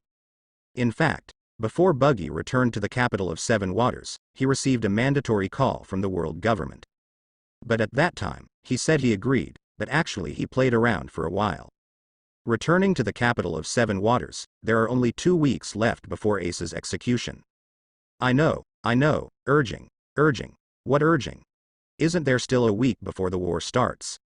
Looking at the Marine Vice Admiral Bastiou who came here to invite him, Buggy pouted. Buggy, if you don't arrive at Naval Headquarters ahead of time, and you find a reason that the time is not enough, we will still count you as violating the compulsory recruitment of the world government. When the time comes, you will be deprived of the Shicibukai position, and we will send Marine to arrest you first. You, Bastiou reminded. It's just Shicibukai, who cares? Buggy said indifferently. You. Buggy dodges to the Marine warship. Well, let's go, don't waste time. Talking to you is a waste of time. Enduring the anger in his heart, Basti went back to the cabin with a cold snort. 3 days later, Buggy arrived at Naval Headquarters. The Shichibukai who have arrived at Naval Headquarters at this time include Don Quixote, Doflamingo, Hakai Mihawk, and Tyrant Shang. Empress Hancock and Haishia Jinbei, as well as Blackbeard, have not yet arrived. Cut, urge, it's not that someone hasn't arrived yet. Hey, don't be so angry, Buggy. That fellow Jinbei has been locked up by Marine because he refused to participate in the war. The Empress seems to be reluctant to come. If she doesn't come now, she may not be able to keep up with the war. As for Blackbeard Teach, I heard Ida S still on the way. Buggy glanced at Doflamingo, but ignored him. It doesn't matter, just wait. Anyway, he was in no hurry. Another day passed, and Blackbeard arrived. As soon as I got to Blackbeard, I made a thief ha sound, and ordered a lot of Sakura peach pies. 2 days later, the Empress finally came. Although she really didn't want to come, but under the persuasion of the previous Granny Nu, she still came so that her own rule would not be affected. It's just that although she came, she was full of temper. The Empress who came to the scene later saw that everyone was upset, and many sea soldiers turned into stone statues because of the Empress' ability. The most important thing is that she also uses her ability to tease Shichibukai's beard from time to time. Several Shichibukai were also unhappy, but only Buggy was not used to her and fought her once, and was finally stopped by Marine Admiral Aokiji. There are still 5 hours until the execution is about to begin. Marineford Square is full of sailors. Shichibukai are also invited. Where's Blackbeard? Sengoku asked, looking at one of the Shichibukai missing. It should still be in the room. I'll go and have a look. A sailor said and walked towards Blackbeard's room. Shortly after, no, Blackbeard is gone. Blackbeard's getaway made Sengoku frown. He always felt that it was not easy for Blackbeard to disappear now. But the execution was about to begin, and he didn't have the time to think about why Blackbeard disappeared. This bastard, deprive him of his Shichibukai position when the war is over. A word of cursing, Sengoku is going to send the other Shichibukai to the battlefield first. At this time, Buggy deliberately walked last, staying in front of Sengoku. Marshal Sengoku, I don't think Blackbeard's disappearance is a kind of funk. A man like him has a purpose in everything he does. Buggy reminded with a smile. Do you know what he's going to do? Sengoku asked, raising an eyebrow. Buggy smiled mysteriously, and slowly said 3 words, impel down. Are you serious? What is he doing there? Sengoku was puzzled.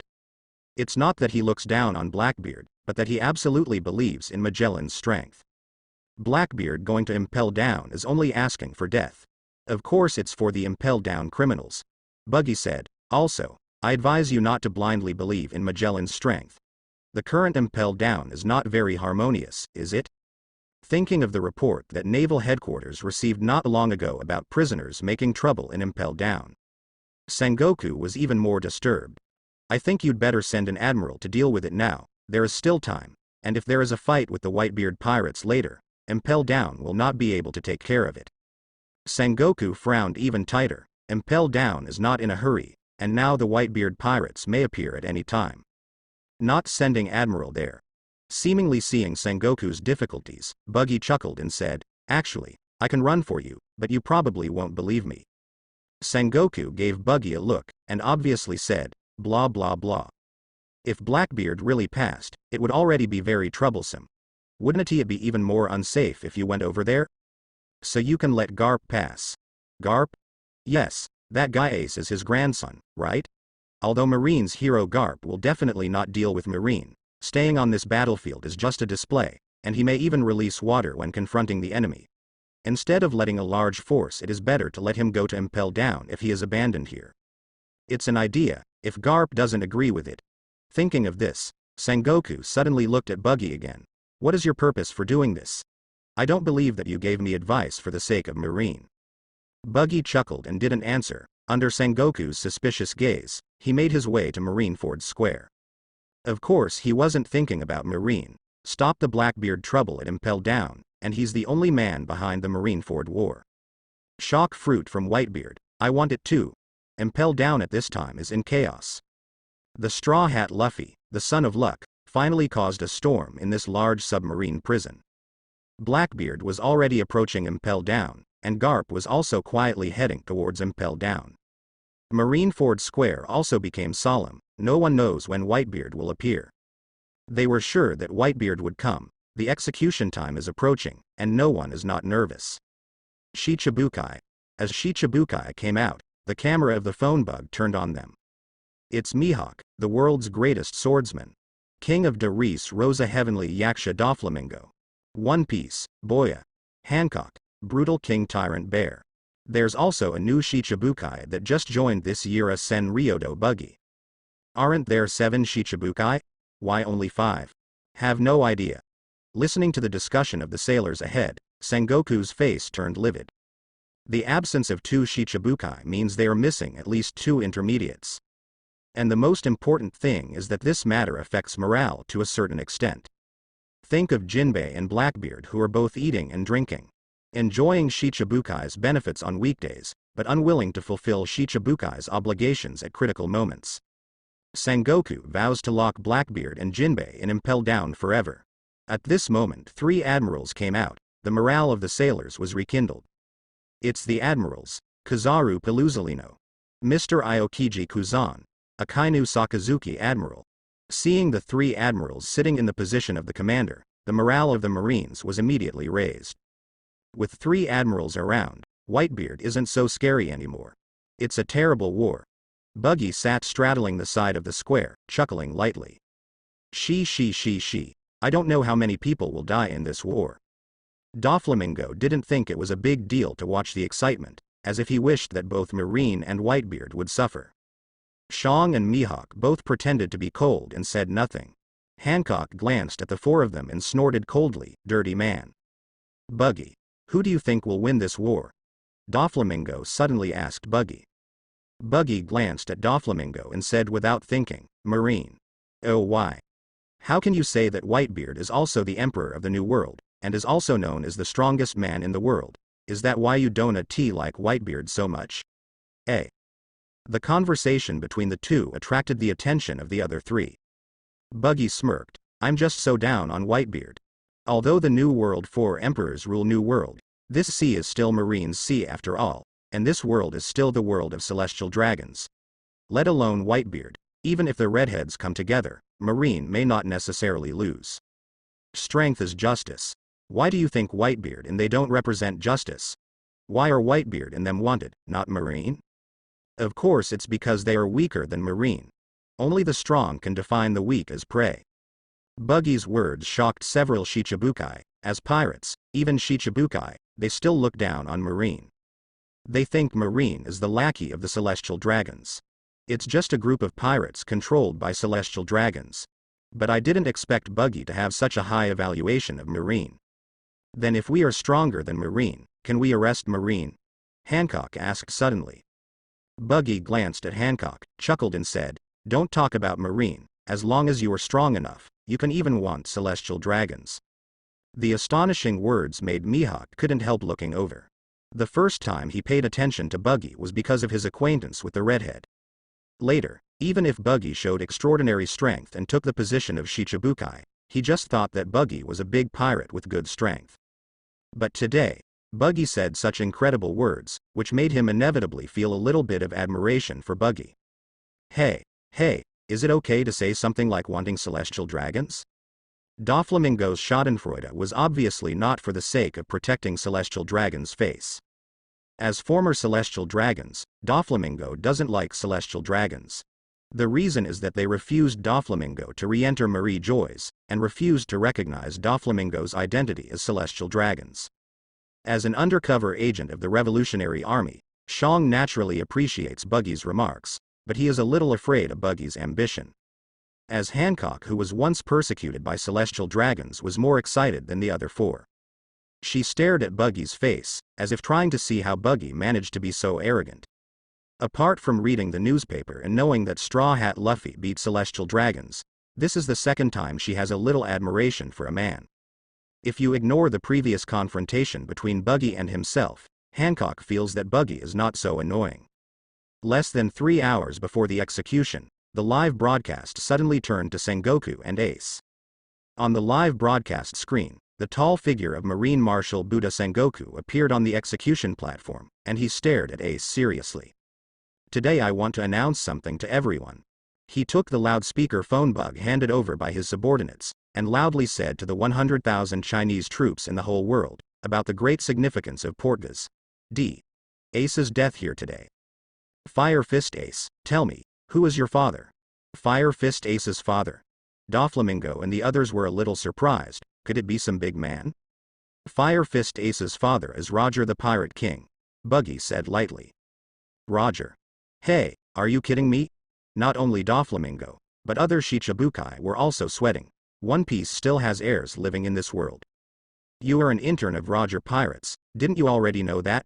Shang asked beside him. Buggy took a look at the bear and said, yeah. As soon as this remark came out, several other people present became nervous. This guy won't turn back suddenly, will he? Doflamingo was the first to probe. Buggy, Marine is going to execute Ace later, aren't you going to save him? I came here for only one purpose, to kill Whitebeard. Buggy smiled slightly, and Doflamingo wondered if Buggy was crazy. The guy Buggy is going after Whitebeard's head in this kind of war?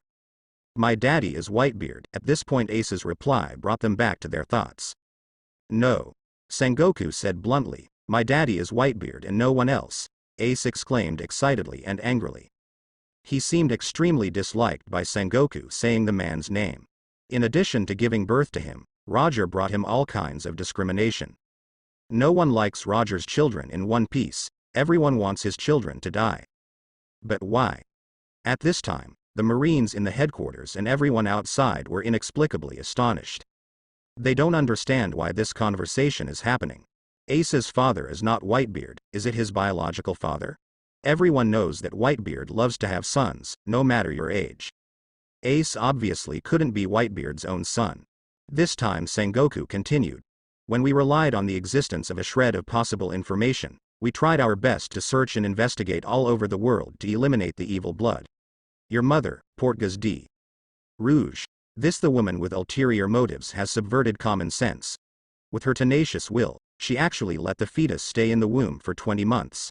She deceived us. No, she deceived the eyes of the whole world.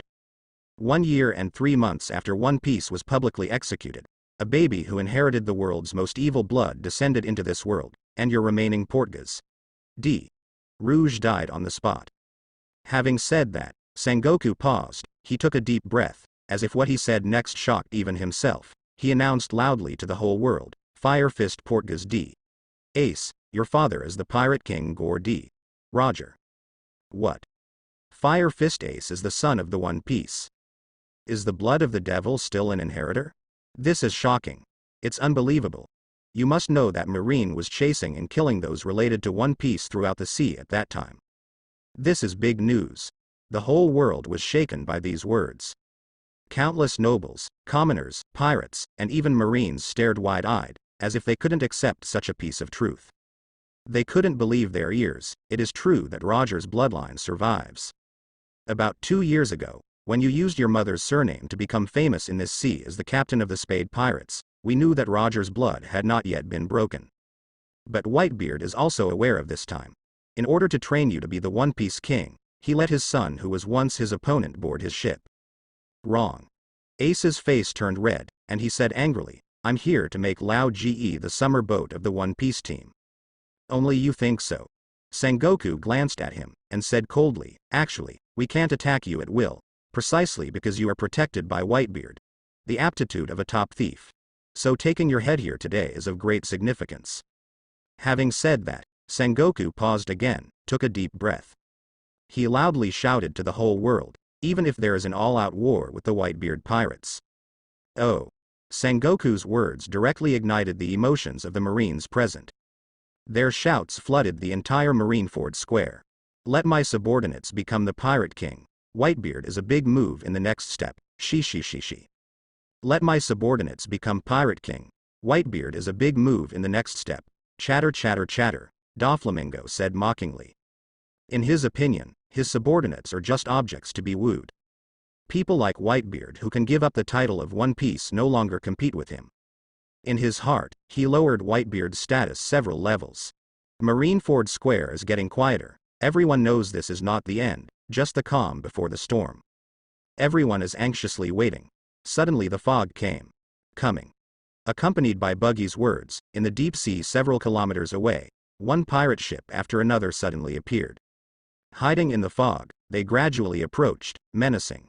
How did they get there? I don't know, there is no information at all. Damn it. Prepare to fight. The film and television cameras all turned to the front of the war. Drippa, the sharp alarm sounded, resounds throughout the sea. Marines are in high spirits, they firmly grasped their weapons, and their eyes became piercing. Looking at the pirate ships ahead, they know. It's time to defend justice. How did you know they were coming? Doflamingo turned to look at Buggy curiously. Without anyone noticing, Buggy wants to discover the existence of the Whitebeard pirates before everyone else. Could it be that he is more knowledgeable than everyone present? But how is it possible? There are 3 Marines sitting on it. He couldn't believe that Marine's 3 admirals were trash who didn't have top knowledge. And more. Buggy didn't answer Doflamingo, but said something strange. Doflamingo doesn't know what Buggy meant by and. At this time, Sengoku was shouting loudly on the main stage, find out the position of Whitebeard. No Moby Dick found. Dorma the Ranger, Guy Leeching, Brother D. Carl Ban, Squad the Eddie Spider. All of them are top-notch and well-known captains of the New World. The Marine on the watchtower observes the pirate ship that appears in the distance through a large high-power telescope. A total of 43 ships, no Moby Dick, Whitebeard and its captains were found. But there is no doubt that these are all pirates under the command of the Whitebeard pirates. Listening to the Marine's conversation, Doflamingo's expression was shocked. Could it be? He looked at Buggy incredulously. Had he even detected Whitebeard's location? In the next second, countless water bubbles appeared in Crescent Bay. Under the incredulous eyes of the crowd, a gigantic whale vessel has surfaced from the ocean floor. Doflamingo looked at Buggy, who had been staring at Crescent Bay for a long time, his eyes full of fear. This guy. He has a premonition that Buggy will become one of his biggest competitors on the road to One Piece in the future. Crash. Amidst the sound of seawater, 2 more ships appeared next to the Nuoqigao. Bubbles burst one after another. 2 companion ships, also white whale-shaped pirate ships, guard the sides of the Nuoqigao. The Whitebeard's skull flag in the shape of a winding crescent flutters in the wind, announcing Whitebeard's invasion of the marine bay. Damn it. Did these guys dive directly from the bottom of the sea after coding?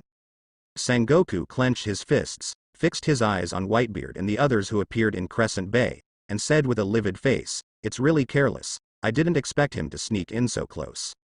14 captains are here, Marshal Sengoku, a marine who observed the Mo Kabiti with a telescope, said to Sengoku.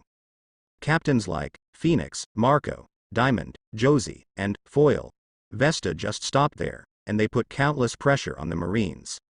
These are all existences resounding across the sea in New World. Heavy footsteps echoed.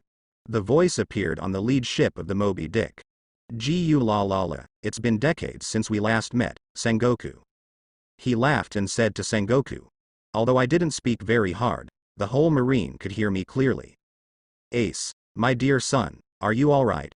Whitebeard grinned while looking directly at Ace kneeling on the execution platform in the distance. "Dad." Ace yelled excitedly. He never thought that the Whitebeard pirates would actually go all out for him and start a full-scale development with Marine. "Hold on a little bit, Ace."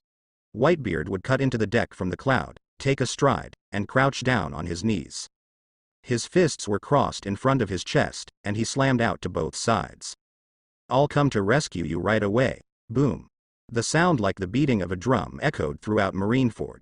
In the shocked eyes of those Marines, Shicibukai, and all those who watched this war. Crack.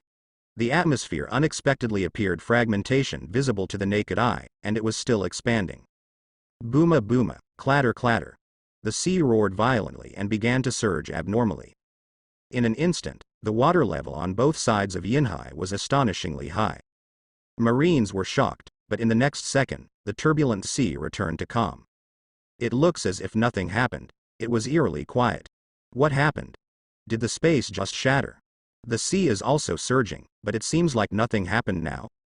Doflamingo didn't know the power of Chubai's beard. He looked at Buggy and asked, "Whitebeard, what is he doing?" "Showing off his fruit strength." No one doubts the power of a man who can shatter space, but why does it seem like it's just showing off?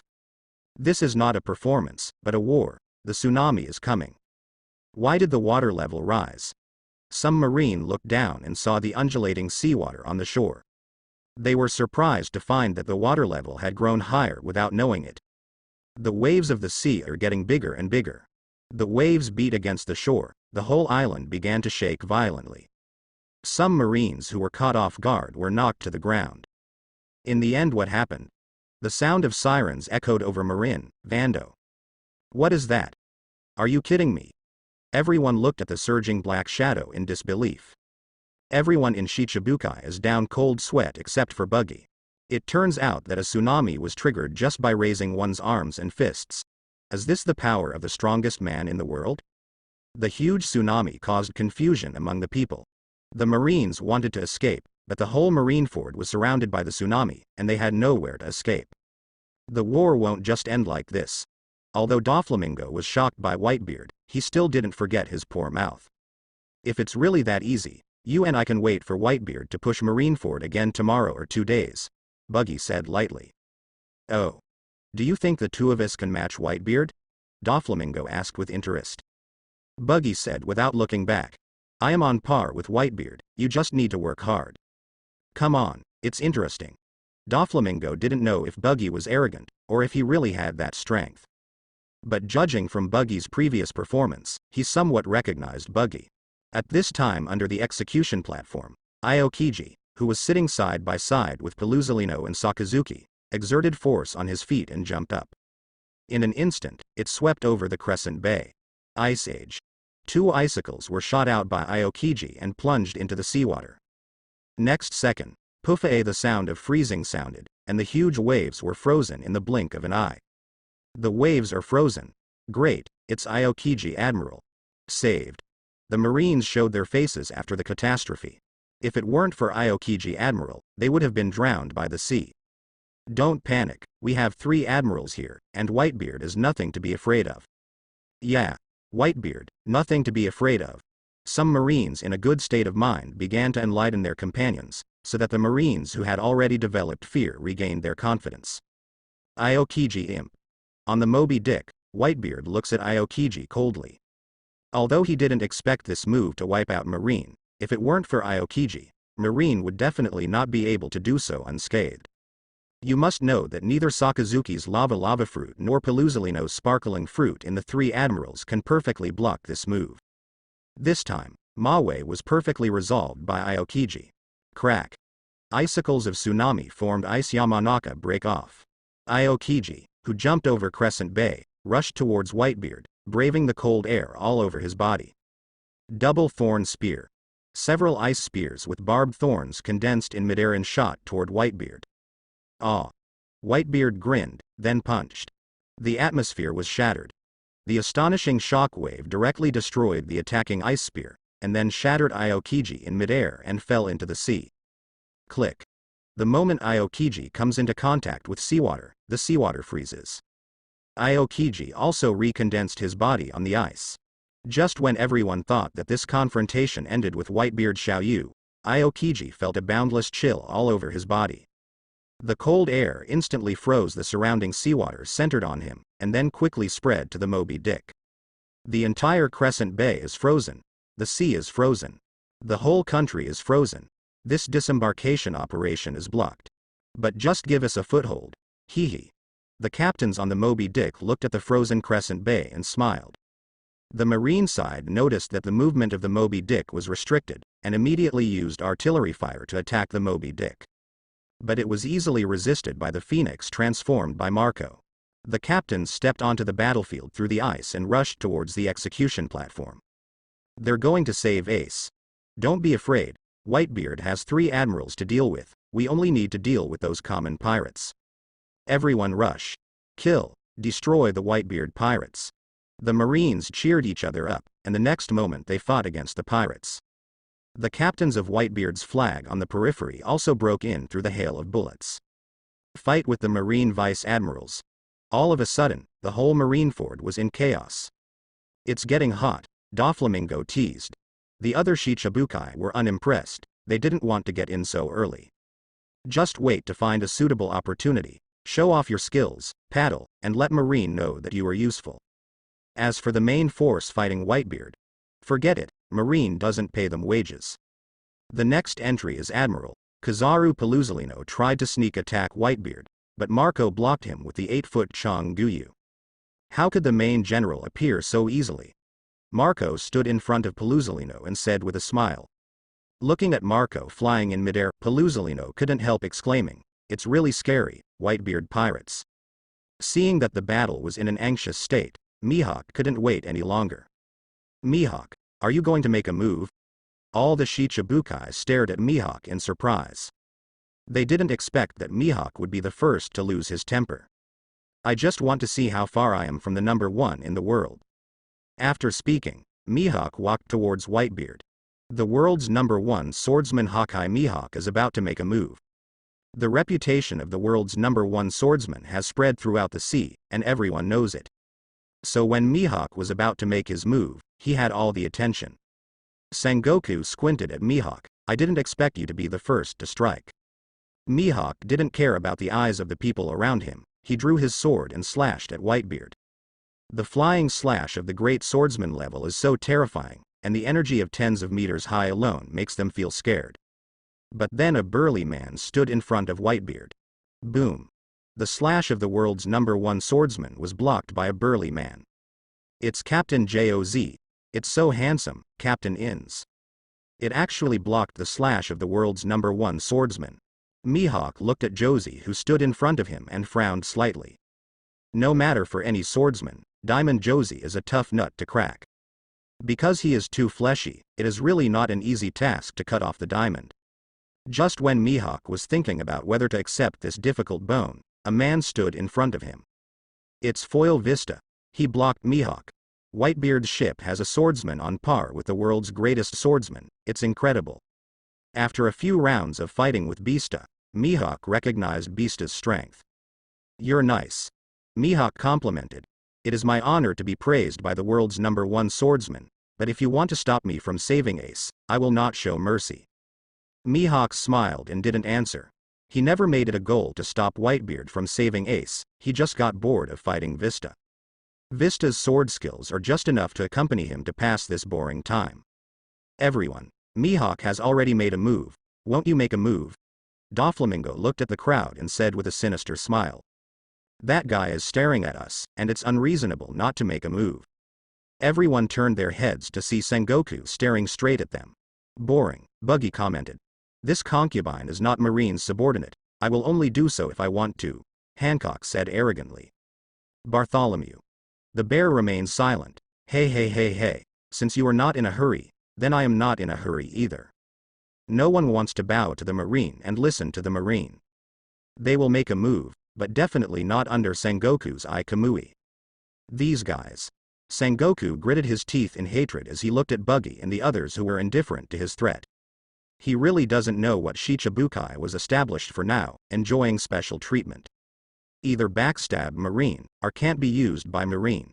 What do you keep such Shichibukai for? Ace, I'm here to save you. What is that? It's even taller than the Titans. Seeing little Ozzy, who was comparable to a skyscraper, the Marines unconsciously took a few steps back. Vice Admiral of the Titan family tried to stop little Ozzy from advancing, but was easily defeated by little Ozzy. Well done, little Ozzy, go ahead and get Ace out. Come on, little Ozzy. The pirate became excited when he saw little Ozzy rushing through Marine's defenses.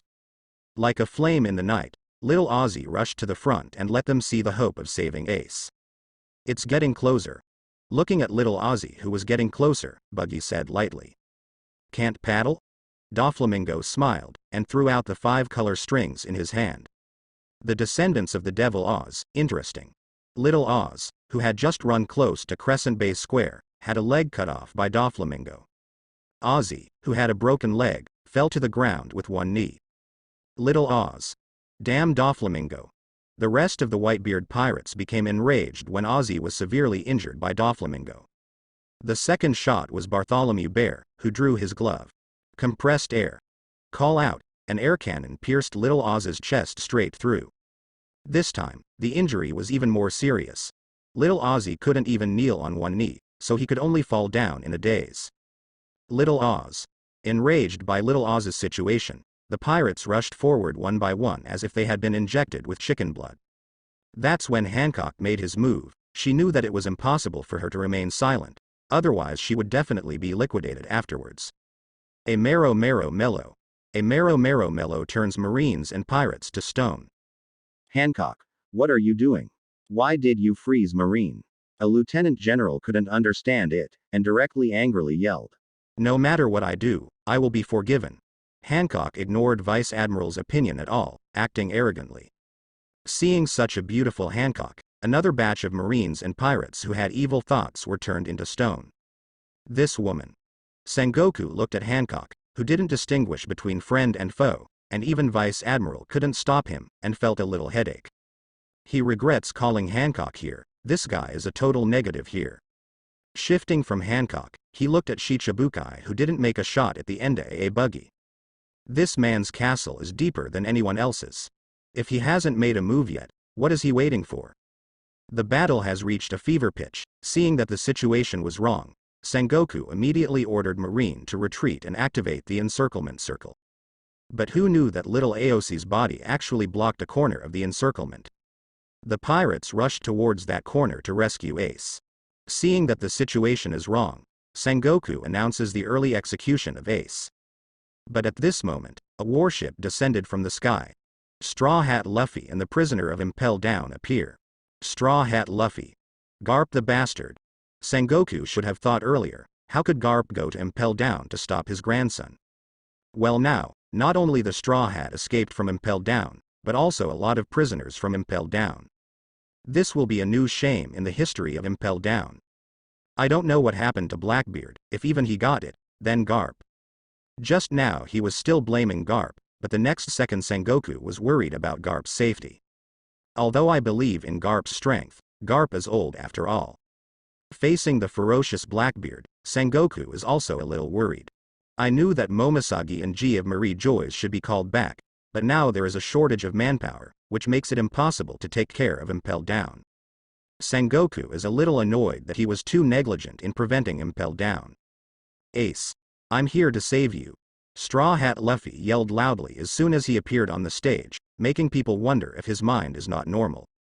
In this kind of battlefield, is it really okay for you to be so loud to attract Marine's attention? Buggy looked at the group of prisoners who came out of Impel Down. Most of them were in a state of bewilderment. Obviously, most of them were forced to come, and it is unlikely that they will join the battlefield later. However, Marine may trouble them, and there is still the possibility of being forced to join the battlefield. Look at Straw Hat Luffy and Whitebeard Barbara for a few words, and then the war starts again. Sengoku, who originally agreed to execute early, seemed to have forgotten everything, and kept staring at Luffy. If you really want to execute the sentence early, you won't wait now. Isn't it appropriate to give Luffy and the others a chance to rescue them? Buggy complained and continued watching the show. It's not time for him to make a move yet. Buggy, why don't you make a move? Sengoku, standing in front of the execution platform, said, dissatisfied with Buggy. Buggy glanced at Sengoku and said casually, when it's time for me to do it, I will do it naturally. You bastard. Sengoku gritted his teeth, but now was not the time to blame Buggy. The fight continues. The Shichibukai are a little more restrained except for Hancock, who doesn't distinguish between enemies and friends, and uses big moves to kill people quickly. Only deal with some trash fish of the Whitebeard pirates. Mihawk and Foil Vista are still competing in swordsmanship, but Vista has already fallen into a disadvantage, and it is estimated that he will lose in a short time. Luffy rushed towards the execution platform without any hesitation. The word, Langtuching, was used vividly by him. The battlefield outside Marineford has also undergone major changes at this time. The humanoid weapon, Bartholomew Bear, is constantly harvesting the lives of the pirates with laser light. Those pirates who have not mastered observation hockey are like lambs waiting to be slaughtered when facing these humanoid weapons, and they have no power to resist. And then a Kainu appeared behind. After Marine's deliberate release, Scouyard, who was deceived by a Kainu, entered the inner bay of Marineford. And Whitebeard also has some doubts about Scouyard entering the inner bay. Scouyard, why did you come in? Yeah, how did I get in, if Marine didn't tell me that you had made a deal with Marine, sacrificing us in exchange for Ace's life? We would have been kept in the dark by you. When no one expected it, Scouyard stabbed Whitebeard in the chest. But just when Scouyard was about to succeed, a thunderbolt knocked Scouyard's sword away. Invert and invert again. Everyone looked at the direction the thunder came from again. That's a Buggy. Buggy, what are you doing? Sengoku was completely angry. It's fine if you don't make a move. Now that we are in war, I don't have time to talk about you. But you are now blocking Marine's plan and helping the enemy, which Sengoku cannot tolerate. Well, don't be so mean. I want to fight Whitebeard head-on. It's not interesting for you to use this method to make Whitebeard's state decline. Buggy didn't panic at all, and explained his reasons for preventing Scouyard from attacking Whitebeard. But this is obviously not bought by Marine, and Akainu, who is responsible for the implementation of this plan, is the most angry. It's hard to talk about Skyad, and Scuya is about to succeed. But being disturbed by Buggy, he couldn't stand it. A pirate is a pirate, and will always be a stinky rat in the stinking ditch. Since you both share the same stink, this old man will give you a ride. Angry Akainu hits a dark hound to Buggy in the inner bay. Buggy didn't panic at all. The thunder in his hand flickered, and he also released a lightning dog to offset Akainu's skills. What? Do you want to compete with me, Sakazuki? Buggy's whole body burst into thunder, like a thunder god of war. I'm very interested. Akainu was irritated by Buggy, and was about to step forward to compete with Buggy, but was stopped by Sengoku. Are you serious when you say you're going to fight Peak Whitebeard? What did I lie to you for? It is impossible for Whitebeard to win this war. He must die. It is better to die by my hands than by your hands. Okay. Then if Whitebeard makes a move later, he will leave it to you. No problem? Buggy smiled, of course. He could see the fear in Sengoku's eyes, if Akainu were to fight him. The result is sure to be another Admiral fight stalled, but if not with Buggy. Even if Buggy really doesn't make a move, Sleepy can still deal with Sunbeard. Against Whitebeard, Akainu is the main force, can't be held back by Buggy. Akainu obviously understood what Sengoku meant, and he gave Buggy a vicious look. Just wait for me. I will catch you in Impel Down sooner or later. Impel Down? Can people be locked up in that place? Buggy is really a pot that can't be opened and lifted. Log into Marineford from Straw Hat Luffy, and they will know that Impel Down has fallen. But Buggy still wants to provoke them. Akainu, who was already so hot-tempered, almost couldn't bear to have sex with Buggy. But Sengoku still held him back. Sakazuki, let's wait until the war is over. Okay. Sakazuki said through gritted teeth. The tit-for-tat confrontation between Buggy and Marine left everyone confused. Which end is this, Buggy? Thanks, Buggy. If it weren't for you, Dad would have been hurt by that idiot schoolyard. Marco, who was fighting with Kizaru, took the opportunity to thank Buggy. It's too early to thank me. Don't hate me when I kill Whitebeard, Buggy chuckled. Marco raised an eyebrow. Is what he just said to Marine true? Does he really want to fight Dad? Without time to think about it, a flash of golden light kicked him away. Do you still have time to distract yourself from fighting with the old man? Don't you look down on the old man? Marco stabilized his figure in midair, looking at the enemy in front of him. I can't control so much now. Anyway, let's help Dad block an admiral first. The two fought together again. By this time Whitebeard had taken care of Schoolyard's affairs.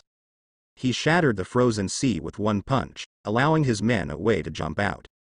Whoever is willing to risk their lives with me, go with me.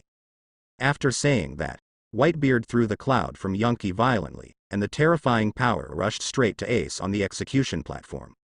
Seeing that the shockwave was going to rescue Ace, the three admirals quickly returned to defense. Three admirals cross-blocked, using Haki to completely block Whitebeard's shockwave.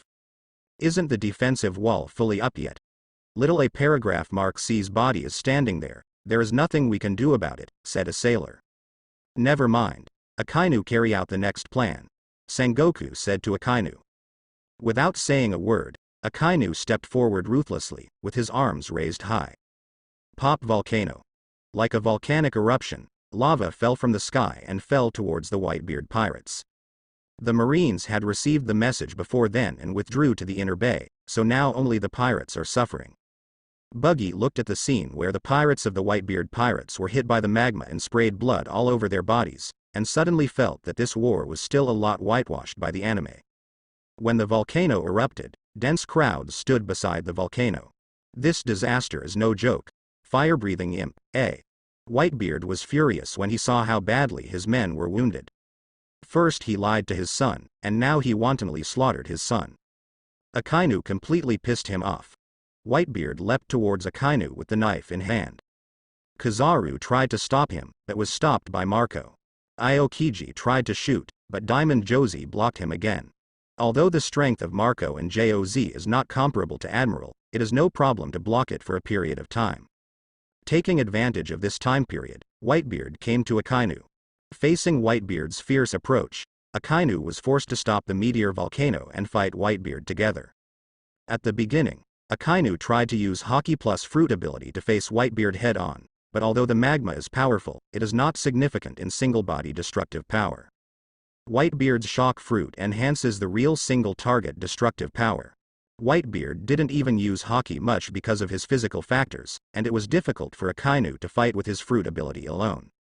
Even Sakazuki's hard-hitting punch was tied with Whitebeard. It is conceivable that if Whitebeard is at his peak, Sakazuki will definitely not be Whitebeard's opponent. Buggy on the side was very happy to see Sakazuki being taught a lesson. At this time Doflamingo, who was also paddling, flew down. Hey, aren't you going to fight the peak Whitebeard? Sure enough, this is just one of your plans? Buggy raised his hand. Don't get me wrong. I don't have any deal with Whitebeard. I just see Sakazuki upset. I want Whitebeard to teach him a lesson for me first. Really? Then you will still make a move later? Of course, it's Shock Fruit after all. In about 10 minutes or so, the Whitebeard pirates were completely defeated. Marco is attacked by the Ghost Spider Vice Admiral and handcuffed with Seastone. Joz's body was frozen by the ice and could not move. Foil Vista was defeated by Mihawk and lost the ability to resist. For a while, the Whitebeard pirates had the advantage, only Whitebeard himself. But his own condition was relatively poor. Although he beat Akainu violently one after another, he couldn't bring fatal damage to Akainu. The bloody Akainu can always risk the means of injury for injury to bring damage to Whitebeard. Finally, in a fight, Sakazuki found Whitebeard's stiff body and punched Whitebeard's chest. If this punch was real, Whitebeard's chest would probably be pierced. But at this moment, a thunder flashed. Akainu was sent flying by the sudden lightning. Buggy. Akainu was completely angry. He traded injuries for injuries, and finally found a chance to give Whitebeard a fatal blow, but was interrupted by Buggy. I'm sorry. Seeing you guys are so excited, I want to do it too. Why don't you leave the rest to me? What do you think? Akainu Admiral. Leave it to you? Sakazuki fisted magma rolling. Who knows if you can release water? Get the hell out of here. Angry Akainu could no longer trust Buggy and hit Buggy with a magma fire fist. Well, why are you so angry? It really can't be a volcano, it burns at once. Buggy was complaining, but his hands were not idle. Armament Hockey smashed Akainu's magma with a punch. He turned his head to look at Sengoku. Marshal Sengoku, take care of this mad dog. I'm going to fight Whitebeard one-on-one. What's the matter with him always biting people?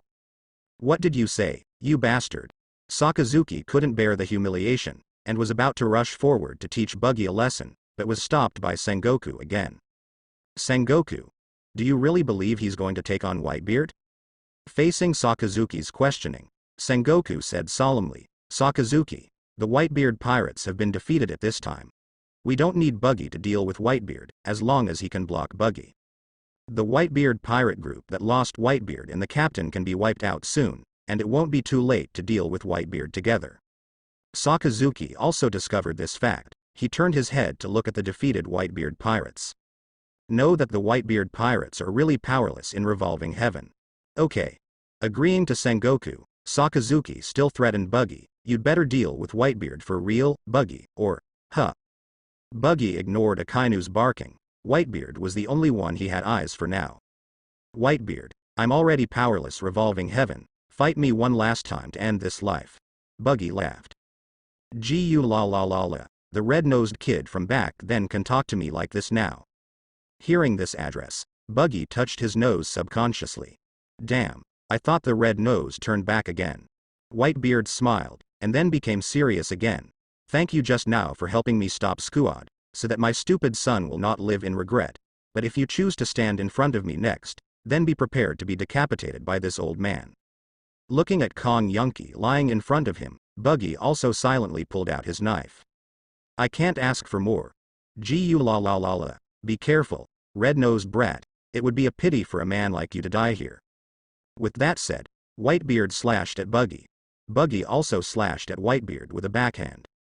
The power of thunder and shock fruit erupted, and the terrifying atmosphere made the whole Marineford fall into silence. Booma the knife of the two produced a huge explosion and repelled both of them. Was that a hit from Shicibukai Buggy and Whitebeard just now? A marine exclaimed in disbelief. The level of this attack has definitely reached the confrontation between Akainu and Whitebeard just now, and it may even be stronger. Not bad. Kid on Roger's pirate ship. Whitebeard felt the excitement, and the power of shock fruit gathered on his knife again. Empty shock. Whitebeard ran towards Buggy. Buggy is not to be outdone, and the power of thunder fruit is condensed on the tip of the knife. The body has become like this, but there is still such a strong strength.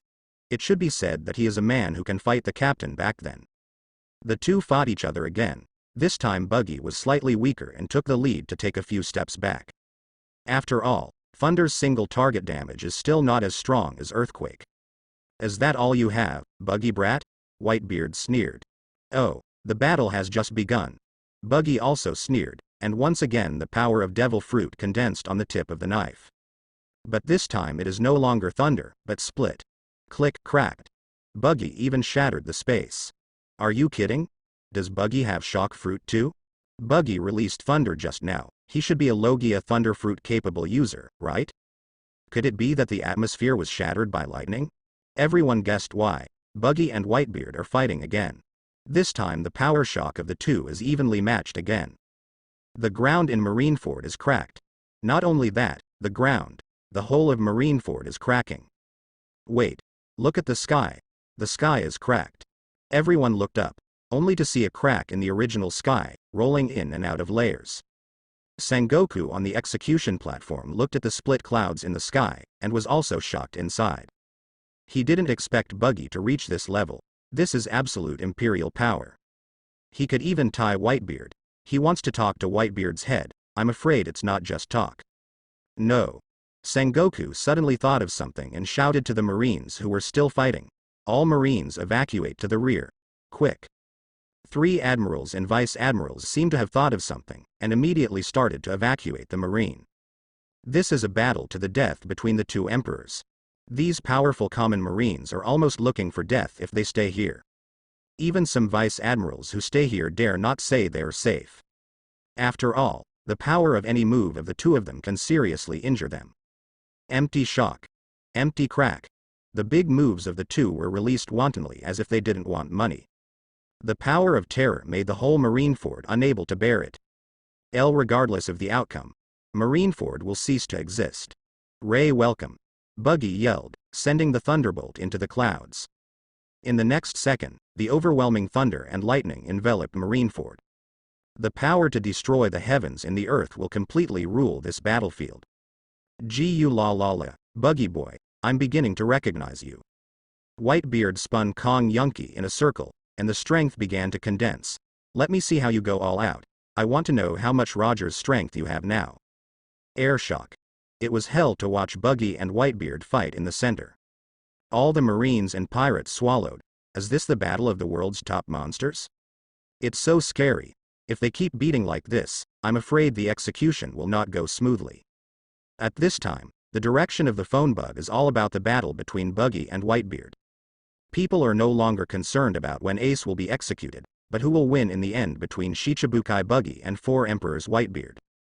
The people of Shicibukai in the distance, ha ha ha ha ha ha, it's really scary, Buggy. I didn't expect your strength to reach this level. Doflamingo laughed morbidly, the new era has begun. Mihawk stared at Buggy, who looked like Thor in midair and felt a little wary in his heart. The man who fought against the strongest man in the world. He also wants to know how far he is from Buggy. Bartholomew Unknown Currency the bear stared at Buggy with a blank expression on his face and didn't know what he was thinking. Hancock showed a look of shock. He didn't expect this man who used to compete with her to have such strength. As expected of a man recognized by my concubine, it should have such strength, Hancock said arrogantly. Execution stand. Sengoku and the 3 admirals stared at the battle between the 2. I thought he was just talking, but I didn't expect. Not to mention he could fight Whitebeard to this extent. Aokiji thought of the battle with Buggy on the uninhabited island, where they had a draw. If he continued to fight, he would not be sure of winning against Buggy. It's so scary, Paluzolino said in surprise. Sakazuki looked fierce. Evil will be executed. Now he can't wait for Buggy and Whitebeard to lose both, and he can beat them in the field. The execution can't be carried out normally. First push down the Fire Fist Ace, said Sengoku to the 2 Marines guarding Ace. Yes, Marshal Sengoku. We can kill Ace now, Sakazuki suggested. Sengoku disagrees. Killing Ace can't play his role now. People's focus is on Buggy and Whitebeard now. It's not a good time. In addition, we still have a very important matter to deal with now. What's the matter? Sakazuki asked. What happened to Impel Down? Why did the prisoners from Impel Down come here? Why hasn't Garp come back yet? What happened to Magellan? Is Blackbeard in Impel Down? Now that Buggy has stopped Whitebeard, I need one of you 3 to go down to Impel Down and see what's going on. Sengoku looked at the 3 of them, and Paluzolino was about to stop the mission. But Sakazuki was one step ahead. I'll go. He has uncontrollable anger in his heart now, and he really wants to kill the 2 pirates to vent his anger. Obviously Impel Down is a good choice. Okay, then Sakazuki goes. Paluzolino, you and Aokiji go evacuate the Marine, and keep Buggy and Whitebeard out of the way until they're done fighting. Also, refreeze the bay outside and don't let the Whitebeard gang get away. This time the outside must wipe them all out. The battle between Buggy and Whitebeard didn't last long. It's not that the 2 stopped fighting halfway, but that Whitebeard's physical fitness no longer supports him to continue fighting. After hours of fighting with Buggy, Whitebeard is so weak that he can't even use Haki. Whitebeard who cannot use Haki is useless against Buggy. In order to give Whitebeard a decent defeat, Buggy didn't fall into the stone when Whitebeard had already lost his resistance. "It's time for the ship of the old days to end, days," Buggy said flatly. Looking at Buggy in midair, who looked like a king of thunder and lightning, Whitebeard's eyes were dull. He lost in the hands of a junior. Googling, "Roger really recruited 2 good interns." Whitebeard laughed. The strength of the 2 interns has now reached their level, and they have the opportunity to compete for One Piece. In comparison, Marco's strength fell behind. Am I protecting them too well? Whitebeard couldn't help thinking. But what's wrong with Daddy protecting his son? He stood Kong Yunki in the soil, and turned his head to look at his sons in the distance. "Father." Marco and the others shouted immediately, noticing Whitebeard's gaze. From their conversation, Marco said Papa was defeated. Although unbelievable, the facts are in front of us. Marco, take everyone back to New World. Father, let's go back together. Yes. Dad won't go back, and neither will we. Shut up. Whitebeard yelled at the sons, "Are you going to die here?" Hearing this, the sons fell silent. Whitebeard, on the other hand, grinned, "Gu la la la. Unfortunately, I can't save you, Ace." "It's okay, Dad. It's an honor to die here with you." Ace, who was escorted to the rear of the marine, cried and laughed. "Gu la la la la, worthless son." With one final laugh, Whitebeard bursts into Conqueror's gasp. This is the last time he bursts out of his Conquerors. "Now give the final captain's order." "Dad." Everyone in the Whitebeard Pirates was crying so hard. Everyone in the Whitebeard Pirates returns safely to New World. "Marco. The Whitebeard Pirates are in your hands." "Dad." Marco yelled, crying. Looking at Marco's crying face, Whitebeard smiled. He'd love to have Ace inherit his ship, but there's no chance. Turning around, he looked at Ace in the distance, who was tightly held by Marine, straightened his back, and took a deep breath. One Piece is real. The word that resounds throughout Marineford is spread throughout the world by the phone bug. The sea that was supposed to be calm because of Whitebeard's defeat and Ace's execution suddenly turned into a turbulence again. Countless people set off to the Grand Line for Roger's financial report. Because Whitebeard said One Piece is real, no one will question Whitebeard's words. As the king of 2 eras, Whitebeard is a very powerful voice in people's hearts. Even if he is a pirate. Whitebeard the bastard. Sengoku was annoyed by Whitebeard's maneuver. It was like that with Roger, and it's like that with Whitebeard now. None of them want the sea to stop. "Come on, take my head, Buggy." Whitebeard held his head high, holding Kong Yunki in one hand, accepting his ending frankly. Under the gaze of everyone, Buggy walked towards Whitebeard step by step. His knife was already ablaze, ready to slash to kill Whitebeard. Someone from the Whitebeard Pirates tried to stop it, but was stopped by Marco. "Walk, Marco. Are you going to leave your father alone?" Marco gritted his teeth, as if he could squeeze out a sentence from the crack. "Listen to Dad's order, go." Marco is sober. He knows that even if they go together, they can't save Whitebeard. Moreover, Whitebeard is on the verge of death, and even if he is rescued, he will not live for a few days. At this time, following Whitebeard's order and taking everyone back is what he, the deputy captain, needs to do. Buggy has come close to Whitebeard. Everyone knows that no one will come to rescue Whitebeard, and Whitebeard will surely die. Split, demon power. It exceeded everyone's expectations. Buggy didn't kill Whitebeard directly, but used his ability to separate Whitebeard's heart. Then Buggy took out a common fruit. Under everyone's disbelieving eyes, the fruit in Buggy's hand turned into a devil fruit. Created devil fruit out of thin air. That fruit seems to have come out of Whitebeard. Could it be paramecia, shock fruit? Impossible. Buggy has the ability to extract the fruit of the capable person? Buggy, hand over that fruit. Sengoku suddenly shouted at Buggy. Buggy turned his head and gave Sengoku a look that was full of contempt. It seems to say, "Are you an idiot?" You guessed it right, this is the shock fruit. With Buggy's approval, everyone stared at Buggy as if breathing suddenly. But all of you are not qualified to eat this fruit. After saying that, Buggy bit the fruit directly. He ate shock fruit. Buggy, isn't he already a capable person? Why can he still eat devil fruit? Is he courting death? What happened in just a few minutes shocked them for a whole year. What the hell is Buggy doing? At this time, Buggy has already obtained the system reward from Blackbeard again by relying on the simulation of the system. At the beginning, Buggy never thought that such rewards could be superimposed. That is to say, as long as Buggy wants, the devil fruit he can eat is also unlimited. A minute later, the scene where everyone expected Buggy to explode and die did not appear. Buggy, who ate the shock fruit, stood there like a normal person. Hey, did he get another devil fruit ability? It seems to be real, unless the devil fruit is fake, otherwise Buggy can't have nothing at all. Marine here, both Sengoku and the two admirals forgot about execution for a moment. They stare at Buggy, wondering what the outcome will be. Buggy saw their expectations and sneered, "It seems that you were all waiting for me, so." Under the shocked eyes of people all over the world, Buggy shook his fist violently. Click. The air is cracked. The tsunami just now seems to have been stopped. Didn't everyone see enough of the coming tsunami? Hearing Buggy's words, everyone panicked. What is he going to do? Stop him. Stop him. The two admirals who noticed that Buggy was about to cause an earthquake stepped forward to stop it, but they were still one step too late. Buggy pulled both hands suddenly, and the whole world seemed to be turned upside down. Countless people were unable to stand still and fell to the ground. Earthquake. The end is coming. Boom. The iceberg breaks off and generally creates a larger tsunami than that caused by Whitebeard. Aokiji. Feeling the danger, Sengoku immediately called Aokiji to stop the tsunami. In fact, without Sengoku saying, Aokiji has already gone to. It's just that he had just left when a figure appeared in front of him and kicked him away. How can such a feast be easily spoiled by you? Buggy chuckled. Buggy. Aokiji got up from the ground, staring at Buggy. He didn't understand why Buggy would do this. Buggy.